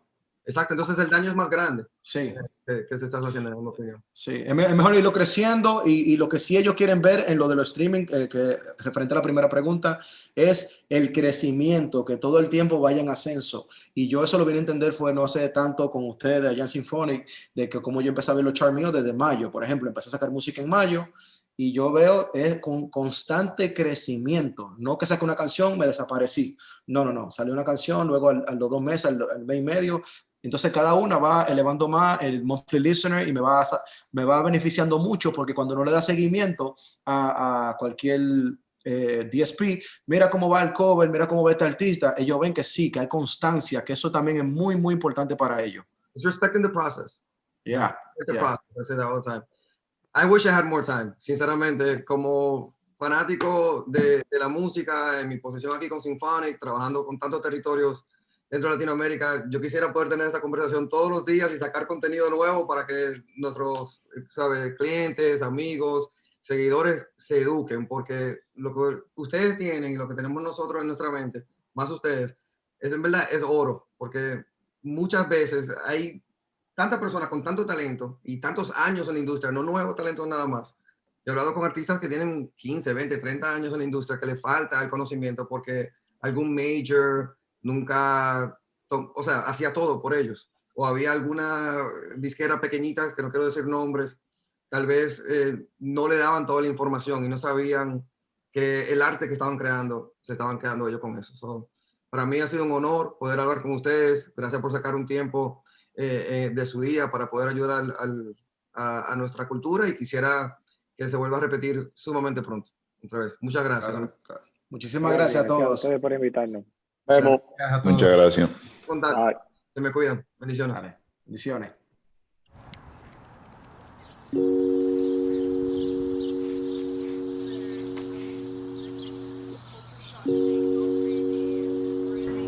From that city where it never sleeps at night.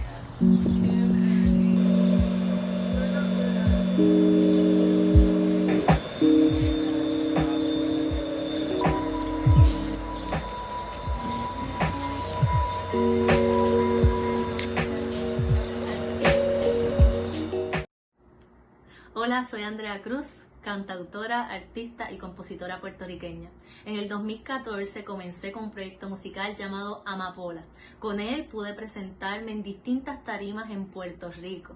Luego en el 2017 lanzo mi primer álbum Tejido de Laurel y con él las puertas a nivel internacional comenzaron a abrirse. Me presenté en el South by Southwest en Texas, en Nueva York y también tuve la oportunidad de ser parte de las series de conciertos en Tiny Desk de NPR. En el 2020 lanzo mi segundo disco, Sentirnos del Tiempo, y todo esto de una manera independiente. La autogestión ha sido la guía y ha sido sumamente importante para poder desarrollar el proyecto que he querido. Tengo una banda de 6 músicos que le titulo Las Flores, tengo un equipo de trabajo que se llama No Toquemos Tierra, que somos aproximadamente 4 o 5 creativos dependiendo de los proyectos, y también cuento con el apoyo de Symphonic como distribuidor de mi música.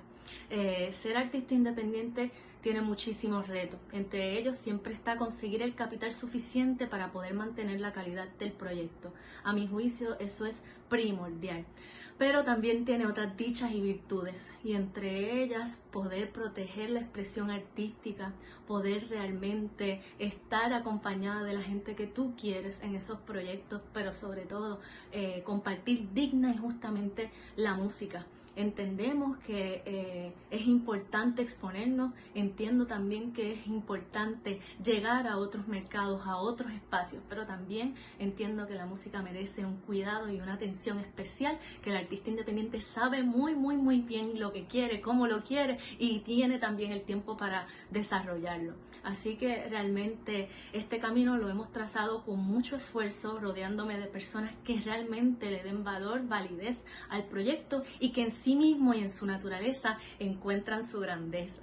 Estoy muy orgullosa de ser artista independiente, y aunque reconozco que quiero crecer a nivel internacional, lo quiero hacer poniendo el corazón en la música y sobre todo siendo una mujer honesta. Así que muchas gracias a todos los que me están escuchando. Les envío un abrazo y no olvides seguirme, Andrea Cruz Música, en todas las plataformas digitales. Gracias Symphonic por el apoyo.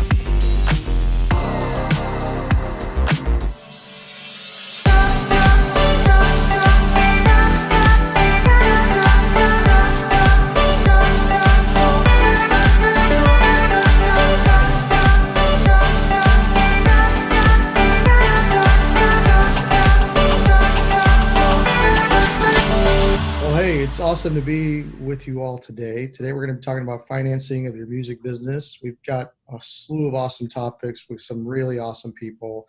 It's a pleasure to be here with you all. I wish we could do this all in person, of course, but we know how crazy the times are. So first, before we begin, wanted for everybody to introduce themselves. So I'll start and then I'll turn it over. CEO and founder of Symphonic Distribution. Obviously, some people may know me, but for those that don't, we've been doing this since 2006. It's been a hell of a journey, and one of which continues, and hope that everyone's enjoying all the different sessions that we've been doing for the virtual music industry sessions thus far. So happy to be here and be your moderator, and I'll turn it over to my colleague, Jason Jordan, to do a brief intro on himself. Hey, hello, geez. Nice to meet you all. I'm Jason Jordan. I'm a senior A&R in business development here at Symphonic. I've been here almost a year now. I joke that I'm a recovering A&R person. Came from the major label system for about 25 years or more. Prior to that, very much an independent person, and it's just interesting to come full circle and bring my knowledge from 25 years of doing this on a much different scale to this company, and it's been fantastic. Awesome. So nice to meet you all. Awesome. Anna, why don't you introduce yourself to the lovely people of the world? Hello. As mentioned, I'm Anna Bond. I am the Senior Director of Global Business Development at Songtrust. We are an at-scale publisher, and my team works with our business clients to help them, administer the rights that they own in the publishing world. And I'm a reformed label person. I was in label management for about 15 years, and then I jumped from the master to the publishing side a couple years ago to join Songtrust, and it's fantastic. It's awesome. Awesome. Elizabeth, why don't you say hello to the world as well? Everyone, my name is Liz Zawoyski, and I'm one of the investors with MEP Capital. And I guess before we start, thank you so much to the Symphonic team for putting this on and giving us an opportunity to connect with each other. I work for a private equity firm that does investing in the media and entertainment space called MEP Capital. So we do investments across the board throughout the media and entertainment space. So one day that means that we're investing in a record label or a management company, and then the next maybe we are buying a catalog of sorts, whether it's publishing or masters, and then maybe by the end of the week we're investing in a movie. So we kind of run the gamut. We launched our first fund in 2017, and as of now we have over 150 million in assets under management. And then my personal background, I've always kind of teetered between the music and finance industries. Previously, before joining MEP in 2017, I was with a platform called liveamp.com where we connected independent artists with financiers, so more as like a middleman broker, and then we switched over to the finance side to actually putting where putting our money where our mouth is. So it's a little bit about us. Awesome. And last but not least, Mr. Rob here. Thanks for having me, Jorge. My name is Rob Filomena. I'm the COO, CFO, and co-founder of Industria. We're a multifaceted platform company focused on Latin independent artists primarily. We have offices in the US, Mexico, London, Madrid, Barcelona, Bogota. So we're kind of regionally very active with independent Latin artists in the areas of record label. We own Nacional Records, which is a well-known indie label here in the US. We have a management company, a booking agency. We have a live events company. We put on the Latin Alternative Music Conference every year. So just involved in different points in the value chain for independent artists across the Latin world. Prior to that, I worked with CD Baby as their first director of music publishing, worked really closely with Song Trust for a while, which was great. So I've been working with independent artists in one way or another in a business capacity for over 20 years. Awesome. Well, thank you all very much for making the time to speak. And I think we have a lot of cool topics today. So, it's finance related, which sometimes may not be as exciting as actual music and creative, but it's a very important part of the day-to-day of musicians, record labels, artists, etc. So today's panel, we're going to talk pretty much about a lot of different topics around it. And we're going to sort of start from the beginning of royalty collection as far as how we see it from a distribution perspective, get into publishing, kind of valuing your catalog all the way to potential exits and so forth as well. We may even touch on a little bit of taxes and a whole slew of topics. So let's just jump right in. And we'll start with you, Jason. So, working for Symphonic, how do we as a company help artists or record labels make and collect revenue? Well, certainly make revenue by extending their distribution globally. I mean, much further than I think a lot of distribution companies do, just by virtue of the reach of their catalog and distribution alone. They make money by that, certainly by us helping them market and to promote, through pitching to editorial playlists, for instance, trying to help them get discovered, build their brand, essentially build their business through discovery. Whether that's playlisting, whether that's advertising, whether that's, very aggressive marketing. It's a little bit of a sprinkling of all of those things, I would think, in a really successful campaign. Symphonic is incredibly good at doing those things and executing those plans. I've been here for a year. I've seen it happen over and over and over again successfully. And when that happens, it's like a magic trick, and for me it is, coming from a major label background, because you get to see it so intimately, whereas sometimes you would hand over a project and pray that it doesn't get destroyed. This allows me to be very much hands-on from the beginning until the end through deployment and making sure that, the client's income is actually realized and made superlative. That's why we're here. This is what we're doing. That's what curated distribution is really for, in my opinion, is really to help the client make more money, essentially, and build a bigger, find a bigger base. Yeah, for sure. And for those that might not be 100% familiar, obviously we're distributing to a slew of different partners. And every time traditionally that someone presses play on Spotify, Apple Music, etc., that's generating a royalty. So we focus on collecting a big piece of that.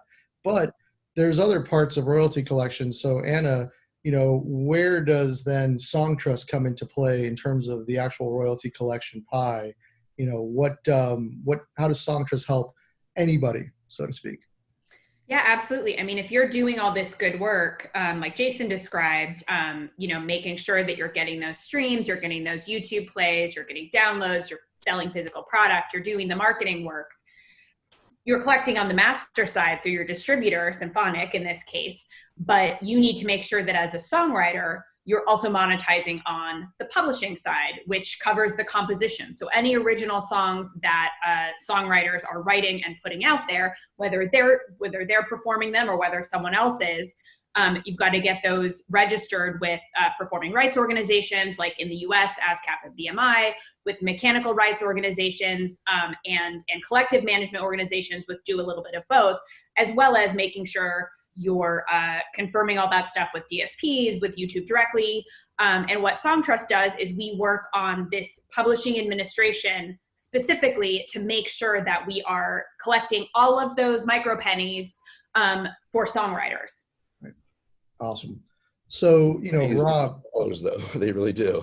yeah, absolutely. I mean, and just for everyone, first off, everyone on here is extremely hardworking, but personal experiences dealing with Anna, she is on point when it comes to all the questions that I've ever had. The publishing aspect of the industry can be a little bit complex, particularly because it's a bit older, right? But Songtrust really aims to make it easy. We're very happy to be partnered with them. They've just been a delight to work with. So if you can work with us, you can work with them directly. Regardless, it's an important part of the business that if you are DIY or you have your own, record label, so to speak, then that is definitely someone you want to be looking towards partnering with. It is very complex, and if you look at it in the perspective of who benefits from the confusion that independent songwriters have about publishing, it is people who are already millionaires. So empowering yourself and working with a partner who can help untangle some of that confusion is definitely a great independent songwriter strategy. Definitely. So, obviously we have a lot of artists that are tuning in here and watching this, but, I'm still a big record label guy at heart. And question for Rob here, some artists maybe offer deals from record labels. And can you talk a little bit as to why, it is still good for artists to be signed up with record labels, particularly indie labels, maybe a little bit of what you guys do that's different from just sort of signing up with a DIY distributor and so forth. Because I definitely want to give props to the good people over there. There's a hell of a great group there, and your development that you've done over the years has been fantastic. So just want to hear a little bit about how a record label can be beneficial to an artist and how that can even help them build a sort of financial future. Right. Oh my God. So, Jorge, I'm sorry. So I'm recording something. No worries. No worries. All right, guys. Hey, you know what? Zoom moment there. It's live TV or live video. It's all good. I'm sorry. Yeah. Can I just start answering and we'll edit, or do you want to ask the question again? Yeah, no, go for it. I'll actually ask it again. So, Rob, some artists maybe offer deals from a record label perspective. Can you give insight as to why that's good?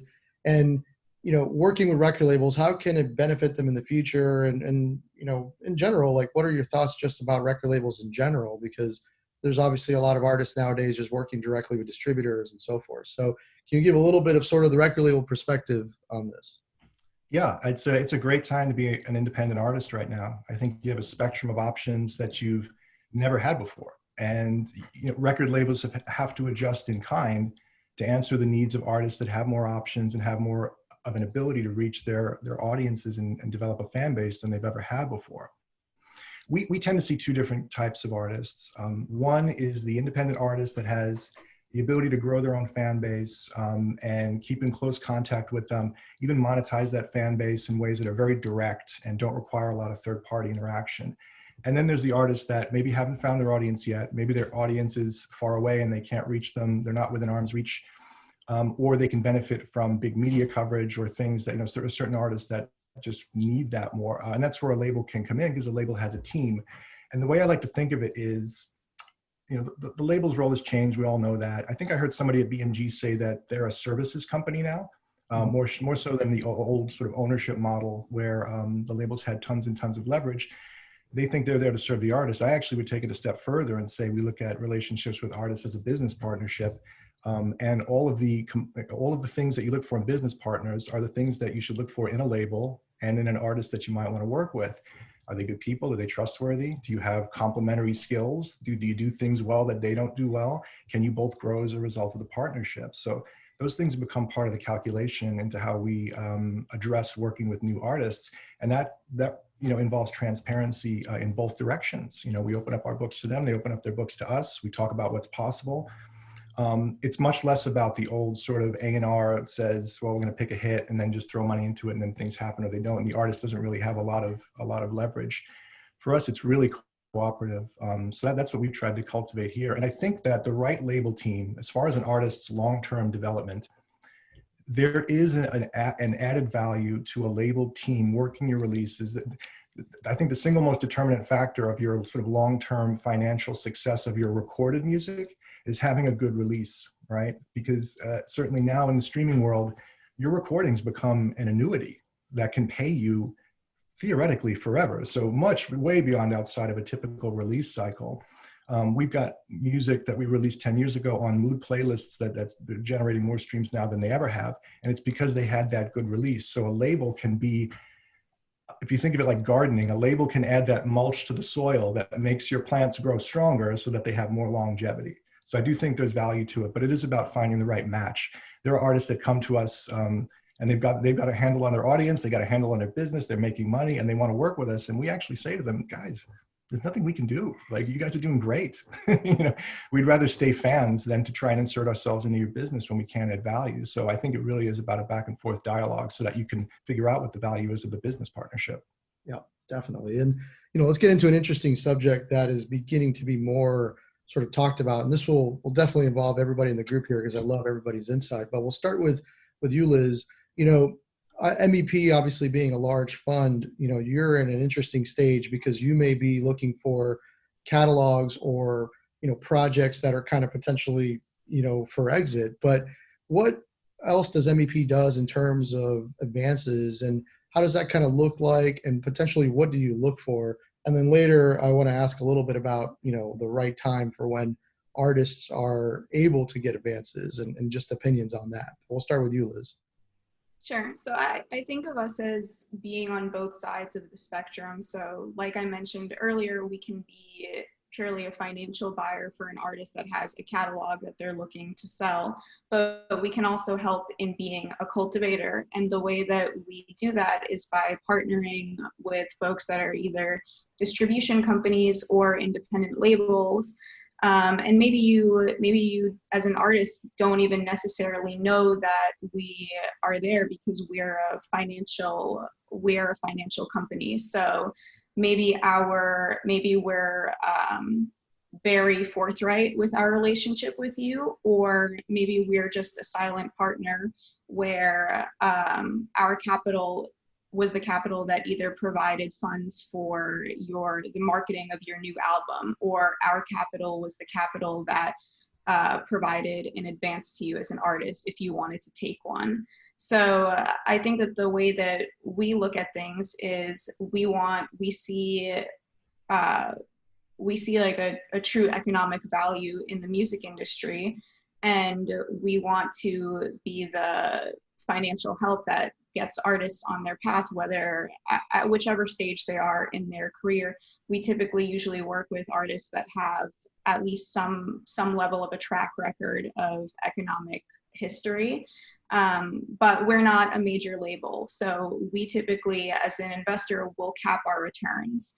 So maybe we're making some kind of hurdle rate of our financing, and then we exit that package, and you as the artist get to keep your masters, you get to keep your copyright ownership, your publishing, and we made an exit out of it. We made some kind of return on our funding, but you end up holding what is economically valuable to you and your career. In terms of like your longevity, the copyright ownership still stays with you. Does that answer the? Yeah, no, that's wonderful. Thank you for that. I think that's a really interesting, you know, sort of offering. And now the industry is definitely, you know, moving in sort of like that space where advances are beginning to be as widely available as the aspect of distribution, right? So I'd definitely love to ask Jason, and then Anna, then Rob, and then back to you, Liz. We'll start with you, Jason, here. You know, when is a good time for someone to consider asking for an advance, you know, in your opinion? I mean, honestly, if they really feel like they need to scale their career in such a way that it's unattainable any other way but by borrowing money, truthfully. I look at it as a last resort. If you really don't have to borrow money, I mean, that's essentially what an advance is. You know, just to clarify with anyone watching this at the moment, it's no different than going to your local bank and taking out a loan. There might be other very unattractive things that go along with taking an advance, like extending your deal, for instance, which may add length to your deal, which might have been shorter prior to taking money. So, you know, when to ask is when you really, really, really need it. You know, in my opinion, it's not a casual ask. It's not, money does not equal love in any scenario. So that's something that I really want to clarify with artists, especially, is that they think sometimes, not all, but sometimes, think that, you know, us having an advance is skin in the game. We already have skin in the game by having this conversation. We're you know, Symphonic, at least as a relatively mid-level company, I mean, we can't sign everything. And even by having them on the company, on our roster alone, that's love, in my opinion. But money does not equal love. It never does. It actually makes me worry about people, you know, where I'm like, how are we going to do this? Or how are you going to make this money back? You know, and I don't want an artist sitting on our roster unrecouped. You know, that's always been my goal as an A&R person, is to make sure that people recoup and make money. Definitely. Whether that's here or any other company I've worked at. Yeah, I think I think what's cool about that is, like, all of us may share a lot of that same viewpoint. I mean, you know, as Liz mentioned, it's important to have a track record. And, you know, that's why I wanted to ask that question. And I still definitely want to hear more answers. But yeah, I think it's totally an opinion, of course. Yeah, I mean, it absolutely. And I think it's just important that if you're really wanting an advance, to use it wisely, make sure that you're able to actually return the investment. Reinvest it in your business and see some kind of ROI on it, some return on investment, that you're not just painting your van, you know, or doing something useless. You're doing something that you're actually going to generate money. And I also believe that it's sort of, if you're looking for an advance, just have a reasonable expectation that the other side is definitely looking to recoup within a good amount of time, not forever, so to speak. So thanks for that, Jason. That was great. Yeah, no problem. Anna, obviously you've worked in many different spaces before, but curious for you to sort of answer the same thing. And just in general, if you could also kind of explain a little bit of the difference between signing a publishing deal and then working with Song Trust as, like, you know, because you guys are an administrator, and how kind of advances may differ in that regard as well. Yeah, I mean, I think to Jason's point, this is an interesting time, and not interesting in a good way, for a lot of artists who rely on their touring income, right? I've worked with a lot of artists who take the advance, they make the record, and they're unrecouped, so they're not getting the record royalties, but they're like, well, we tour, you know, 300 days a year, so that's our working revenue. And unfortunately, a lot of people who are in that sitting on a roster unrecouped state are now finding themselves without that day-to-day revenue. So, you know, that's a scary place to be. Obviously it's unprecedented. So it's not like they made a bad business decision by, you know, there being a pandemic in 2020. But, you know, I think that advances are something to think about pretty seriously. And I agree with Jason, giving an advance doesn't mean, you know, we like your band more. Kind of coming from the label side, you know, it's always about what's realistic.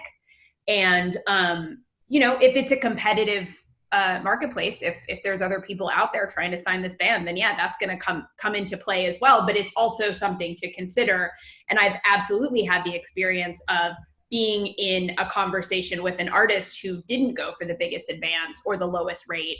They went for the team that's going to do the best job, kind of to your point, Rob, what you mentioned.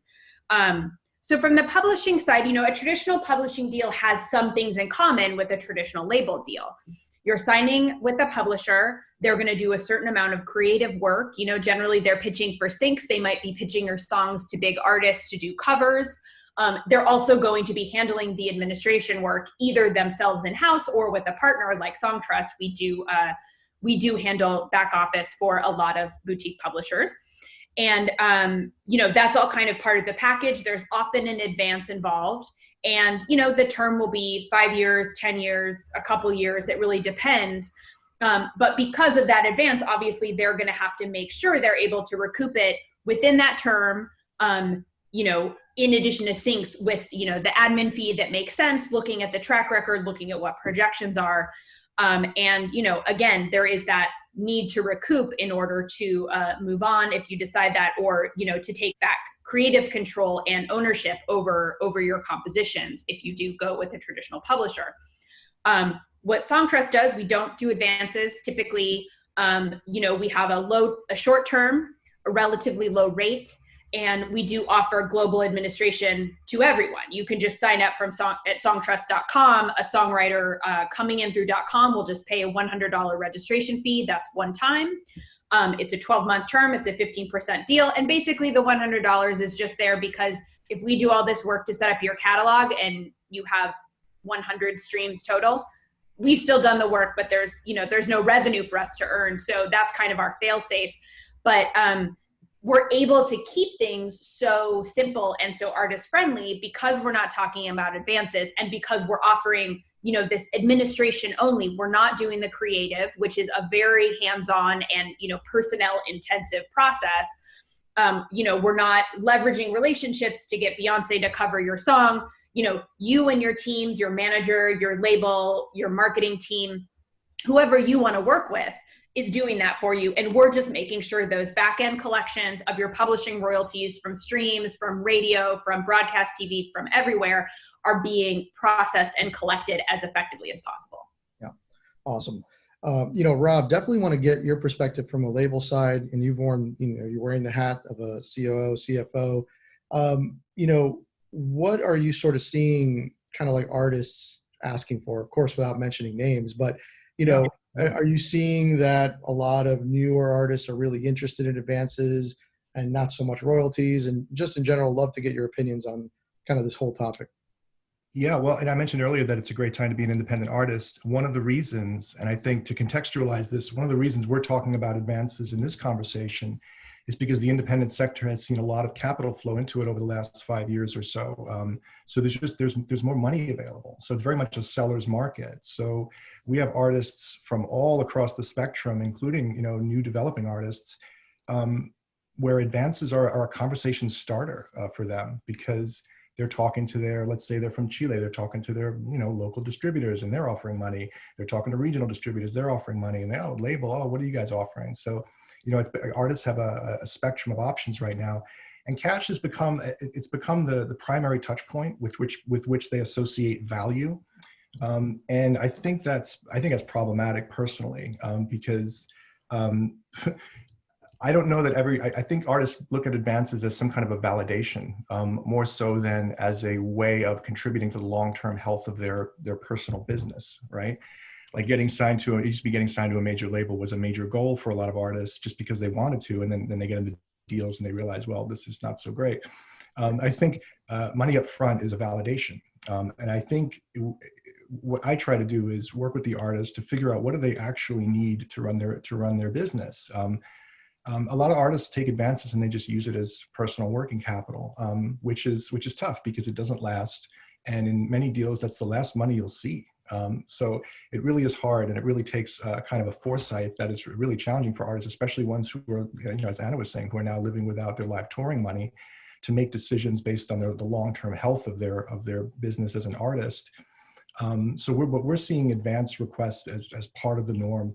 And what we need to do is justify whether or not it's worth the investment and also worth it for the artist, because we definitely do see concern about the dollar amounts of advances, even for developing artists, becoming a decision point for independence. So we have to demonstrate either we can work with them on that level, or we have to demonstrate how we can make up that value in other ways.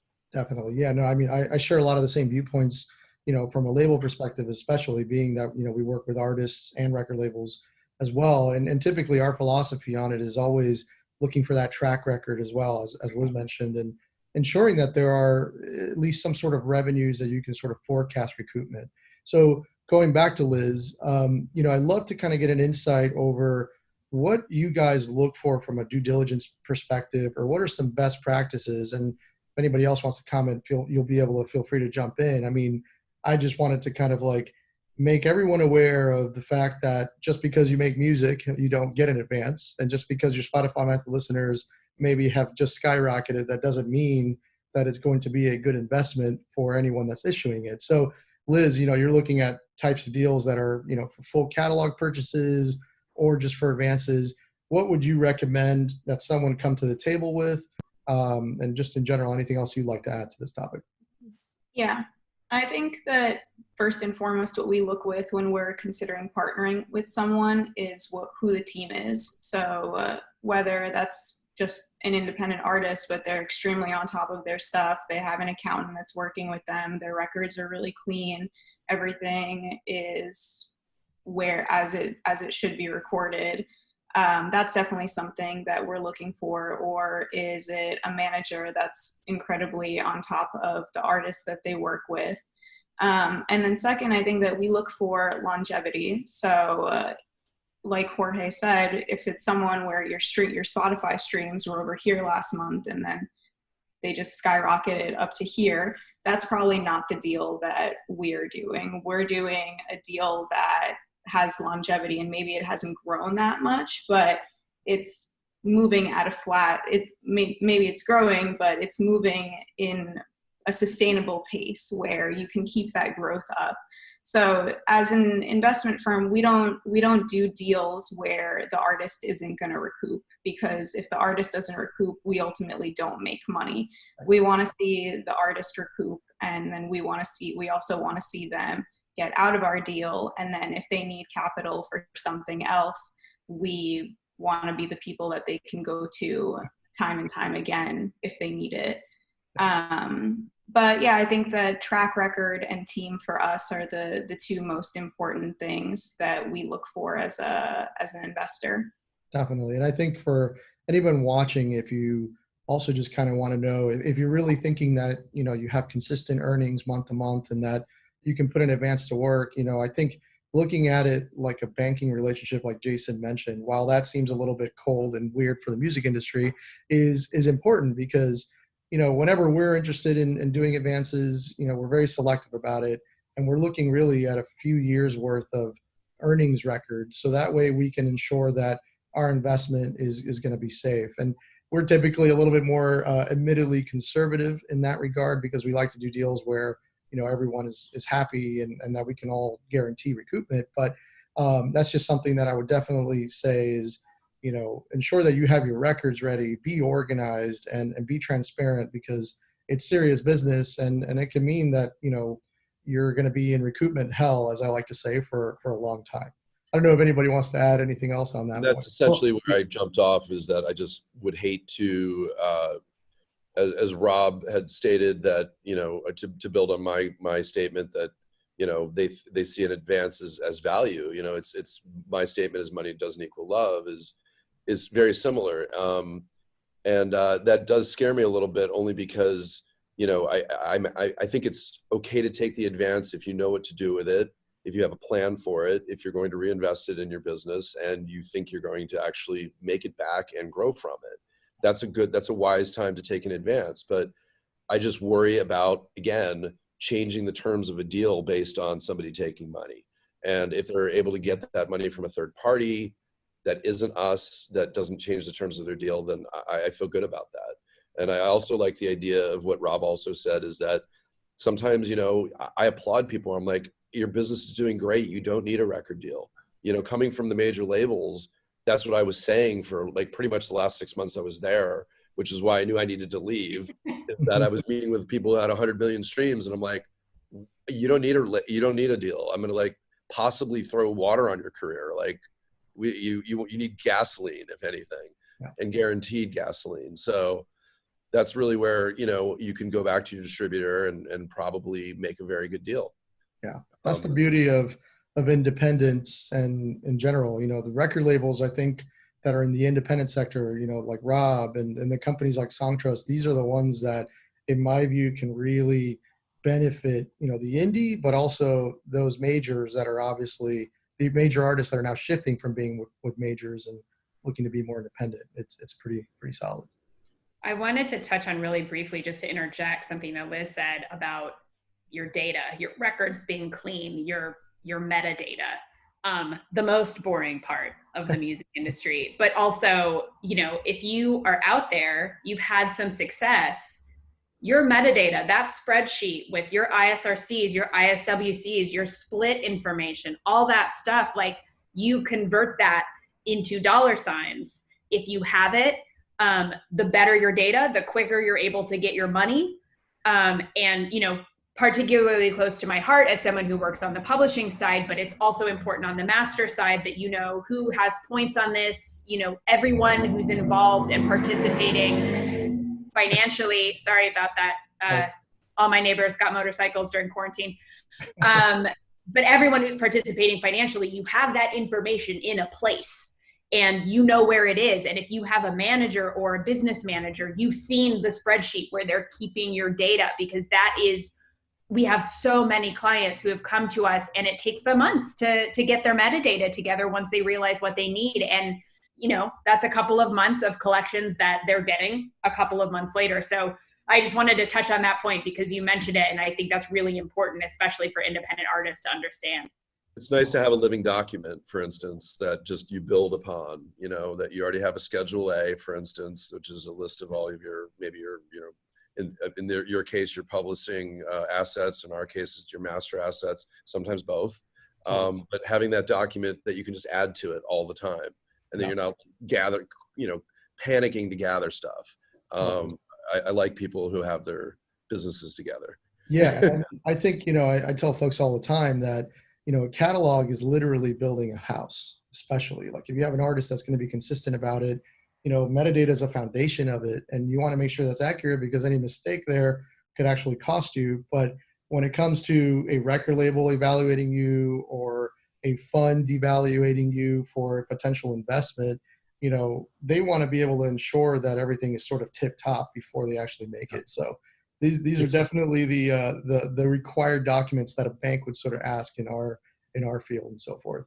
No, I was going to mention that too, that do whatever you can as an artist to make your business investor ready. Because that investor could be, you know, your distributor. It could be a third-party capital source. It could be a collaborator that you want to work with on a business level. It could be a manager. I mean, but the more prepared you are as an artist, the better off you're going to be. Totally. And is right. It does shake more money loose when all that stuff is accurate.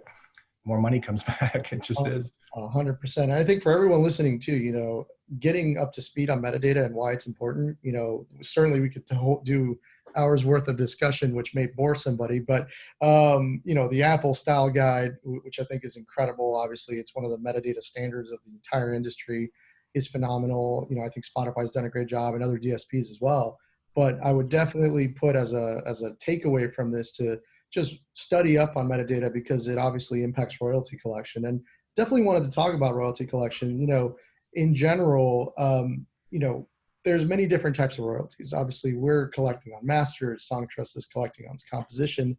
You know, and actually, what other types of royalty types are there? What does Songtrust collect? And also, I'd love to get an idea of any opportunity that you're seeing kind of out there in the future or areas to look out for anybody that's kind of tuning in. Yeah, I mean, the opportunities are seemingly endless right now, especially during our no live shows experience, which is very tough for me personally. You know, with live streaming, there's all these different live streaming platforms. They're all still figuring out how they're going to be monetizing on the composition side of those live streams. You know, sometimes it's ticket sales, but obviously with someone like Twitch, they're doing deals now with performing rights organizations. But, you know, it's a different type of revenue. Historically, you would find big festivals like your Coachellas requiring waiver of all publishing rights in order to do their live streams as part of your, you know, deal with them. But obviously, you know, hopefully they're giving you tens of thousands of dollars to make up for that. But now with artists doing independent live streams, there is more hope that like we'll figure out how to back end monetize those platforms in a consistent way. I think video game usage is going to become more and more interesting as time goes on. That is still a pretty unexplored area when it comes to in-game music usage. You know, those are kind of two futures.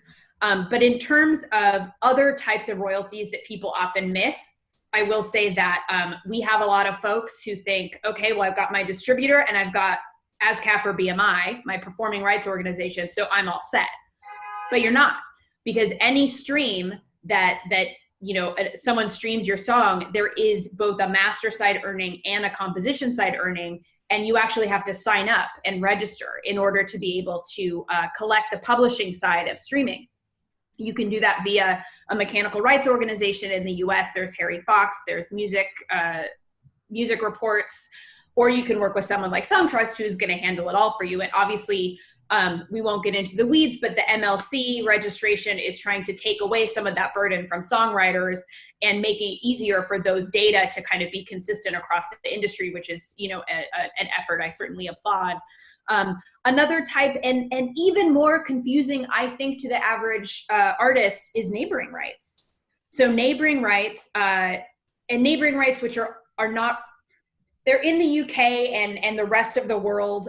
You get a master side royalty and a performing artist royalty for broadcast radio. In the US, there is no broadcast radio master royalty for a number of reasons that is, you know, very many decades old. There are always people trying to change it, but the radio guys don't want to change it. But there is the digital side of performance that comes with like a Sirius satellite play, that comes with like a Pandora stream, and that is owed to the master owner and to the performing artist of the song. There's also a small percentage for any studio musicians who played on the song. So if you had a horn player come in on a song, there's a small percentage of neighboring rights. This is a master side royalty, but it is more like a publishing royalty in that you have to go out and collect it. You have to register. Sound Exchange is handling most of it in the US, and then there are different neighboring rights organizations that handle rest of world. Our sister company Downtown has Downtown Neighboring Rights, who collects for some of our clients. But it is a totally different type of right, and it is something that a lot of people miss, I think, because it's confusing. I mean, you know, same with publishing. It makes people want to just like hide their face and hope for the best. I think like for some of our viewers or listeners rather, like what qualifies neighboring rights? Is it recording in a specific country? What specifically accounts for neighboring rights, essentially? Sure. So it's any performance, you know, that is a qualifying performance. And in the UK, EU, and most of the rest of the world, that is broadcast radio is a huge part of it. And in the US, without broadcast radio, it's like streaming radio, any kind of digital radio usage, or satellite radio. And, you know, streaming radio rights are different in other parts of the world, but that's really, it's like Pandora and Sirius are kind of the biggest, you know, digital performing rights collection sources in the US. Thank you. That's yeah. very important. Appreciate you. On the question of neighboring rights, it's an area that we struggle with as well. It's an area of growing importance. I mean, digitally here in the U.S., it's managed well via Sound Exchange. Elsewhere, digital, you know, societies that manage these rights on the digital side, it's pretty efficient. The terrestrial side outside of the U.S. is a big challenge for U.S.-based companies, because the U.S. is not a signatory to the international treaties that made information sharing the norm amongst the sort of most of the world. The U.S. is an outlier in that we do not have a broadcast right in this country, and that creates tension with other countries. Because as a U.S. copyright owner, if I want to try and collect money in, say, Belgium, they're going to look and say, well, what can you guys, you know, do for us? What can the U.S. do for us? There's not a lot of information sharing, because we're not paying them for when their recordings are played on the air here, so they're not in such a hurry to pay us for performances of our recordings there. When I say us, I mean U.S., not us, Nacional Records. So there's some like a high level challenges to making that business work efficiently. Plus the fact that it's confusing. Like publishing, there's a split right. There's an artist share, and then there's a rights owner share, and that's really hard for people to understand as well. Also, what qualifies for it. So there's a lot of gray lines and messiness and music rights jargon that kind of gets people off track. And for us, international neighboring rights collection has always been a tricky spot. Yeah, admittedly. Oh, sorry. No, go for it, Anna. Absolutely. I was going to say, I think that's a really good point. The international neighboring rights, as well as international publishing, you can have your U.S. performing rights organization use their reciprocal agreements to collect any of your performances in the rest of the world, but they're very limited in how they're able to do that, how quickly and efficiently they're able to do that. So just like with neighboring rights, there is an advantage to working with someone who's going to be registering directly with those global societies. And that's another angle that does make it kind of more confusing. Totally. Yeah, I mean, admittedly, that's been a very challenging thing, you know, for many companies to really be able to focus on. And I mean, the music industry continues to change. You briefly mentioned the MLC, and that also could be its own panel and discussion as well. But that should hopefully aim to make things a little bit better in the future with the fine people that are behind that as well. I definitely wanted to touch on one topic, at least even if it's just me, just about taxes, just because that is one of the bullet points that I personally wanted to highlight. There's always a little bit of confusion over how that works, particularly internationally. And I just wanted to kind of clarify something, which I've seen has always been kind of a misconception or something that's a little bit confusing. And by the way, definitely not a tax professional, not a tax lawyer. So please consult, but I must be able to talk about this. We sometimes get questions, how taxes work. Like if you're in the Dominican Republic or, Brazil or any other area, that's an important part to funding your business because that is a piece that potentially is limited from being directly paid to you. If you're international, this will hopefully not be as complicated, but effectively, your country must have a tax treaty with the U.S. in order to qualify for a reduced tax withholding rate. So, for example, Mexico's tax treaty rate is reduced to 10%, for example. But the Dominican Republic or Brazil, they don't have a tax treaty. So it's 30% that is withheld. Now, to be specific, it's the percentage that is withheld is U.S. specifically sourced income. So instead of your entire income necessarily being withheld, it's whatever was earned in a particular territory. So that's something that we always try to specialize and kind of communicate about because it's one of those things that can be confusing. Like if you're an international artist looking to, work with different companies that are based in the U.S., the assumption is that everything is going to be subject to withholding, but it's mostly the U.S. piece of it. So I wanted to touch on that. That was actually a question that I had gotten before the panel. So hopefully that helped answer. And if anybody wishes to add on any tax specific discussion, feel free. It's a fun topic, Yeah, I would say this is something that we contend with a lot, both as a label and as an artist manager and as someone that's putting tours together, because we're sending artists to different countries and those fees are being paid to outside countries, and there's tax withholding issues. When artists are touring here in the U.S., there's ways they can reduce their taxation by getting a central withholding agreement. They can also incorporate here. They can get a U.S. tax ID number and file a U.S. tax return and be treated as a U.S. Taxpayer for tax purposes. So that will help reduce their burden. As an independent artist, collecting money from plays all over the world, if you're just like an artist and you got your music out there and it's being streamed all over the world, there's a certain amount of this withholding that you're just going to have to surrender to, right? Because there's just not, I know, and I've done it as a songwriter too. I can't manage withholding. Like if my music's being played in the UK, I'm not going to incorporate in the UK and attempt start a local publishing company and attempt to collect the money there. I mean, the hurdles are extraordinary in doing that. And we're incorporated in a couple of different countries outside the US. And I can tell you that it is not a fun process for anybody, much less an independent artist trying to collect. So I think there's a certain amount of surrender, but if you are an actively touring artist in international geos and the dollar amounts are really significant, you want to get yourself a local tax accountant to work with you to work out these local issues, because they are tricky, and they can end up saving you a lot of money if you manage it properly. Absolutely. I think picking your battles is something that anybody should do in general. And as your revenue grows, that's definitely when you want to consider exploring how you can do things within territory. But I agree. I mean, there's just going to be certain things that are unfortunately the way it is. And one funny thing that I when I was first researching the topic about taxes and treaties years ago, it's just how long some of these treaties take to actually be negotiated. I mean, some of them have been in discussion since the 90s, if not older. So while we sit and wait and hope that the U.S. and foreign governments can strike up deals that can really help commerce and economies thrive, it's something that'll be difficult. And sounds like we're on C-SPAN right now.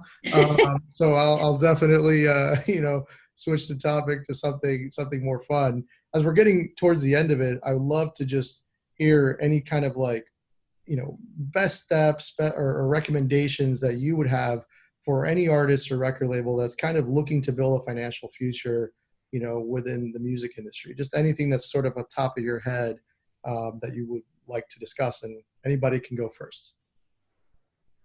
Think of it as a business. It's apart from your creative soul and expressing yourself. You have to carve out a little portion of your brain to think about it as a business. And the stronger you build the foundation of that, the better off you're going to be long term. Totally. Yeah, I think that's a really good point. I think focusing on the metadata and getting that information from step one is really important, making sure that the team you're working with has your best interests at heart. I will put in a small plug for an asset, a resource that we offer to everyone, member or not, called the Modern Guide to Music Publishing. It's something that you could download from the Songtrust site. And if you are a songwriter, if you are early in your career, if you are a industry, decades-long professional who still doesn't have a handle on publishing because it's super complex, that's where I was before I got into the publishing side. It really breaks down, these are the pieces of the song, these are the pieces of the publishing side, these are the different types of rights out there, these are the different sources. So I recommend, if you have any interest in learning more about publishing, that's a good place to start. Yeah, definitely want to plug some knowledge bases right quick. The Songtrust knowledge base and the help resources are really, really quick and easy, methods for you to kind of get educated on it. I think the guides that they provided, the Modern Guide, is fantastic. Our knowledge base on Symphonic, you can just get to it from the help sections of your login, but also within our footer and websites. And there we also try to go a little bit deeper from a tax perspective and just kind of like general music terminology. It's not a bad thing to just kind of study up on things. Like, admittedly, not all of us are perfect in this whole entire crazy industry that continues to change. So continuous education is definitely key. I read Symphonic stuff all the time. Yeah, and we are reading Songtrust. Look at this love fest here. I subscribe to a lot of different, different PRO newsletters. I mean, I get a lot of information from every part of the industry. So it's like, nobody's Switzerland, but I'm able to drill down sort of by, different information assets that are available to anybody. There's a lot of business, driven information in those newsletters even. So I find value in that too. Totally. And Jason, what are some of your kind of like your final thoughts and recommendations? I mean, you've got businesses, you've worked with artists for years, Honestly, like I do agree. The most basic statement that Rob just said is like, think about it like a business. I mean, like, yes, a lot of this is fun, but look, I didn't know when I was 16 years old and had a very successful punk and hardcore record label that I had a business. I really didn't. I was like, wow, this is really fun. But I paid taxes and, that stuff wasn't fun. But anyway, honestly, final thoughts are really just build a team. You don't have to, it doesn't have to be the same crew for everything, whether you got a great business manager, you have a great manager, you have a great distributor, you have a great label, whatever it is, like just find the best person for you in each one of those categories. And I think that's the best way to succeed going forward.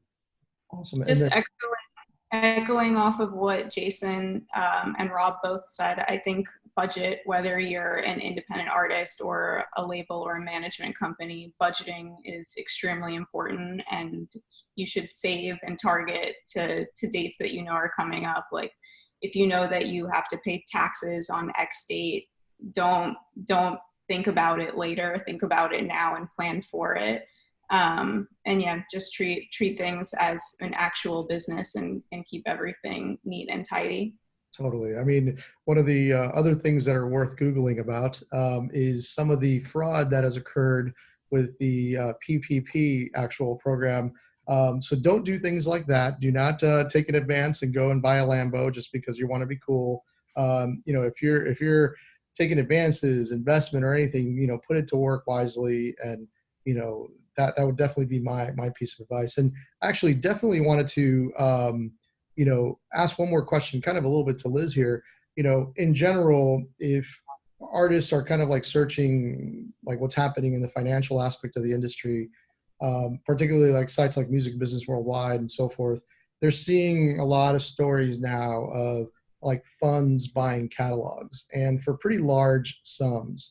So, what are your thoughts on kind of just the whole industry? Where do you see the long term going? I mean, and sorry, this might be long-winded, but before we get to your question here, in general, the industry is projected to grow quite a lot between now and 2030. A lot of financial reports are coming out about this from Goldman, et cetera. And that's why there's definitely a lot of financial interest into advancing dollars, getting royalty streams from it, or even purchasing catalogs. But I definitely wanted to at least ask that for anybody that might be watching this that's now to the point where they might be looking to sort of like offset their catalogs. What are kind of your viewpoints on all that?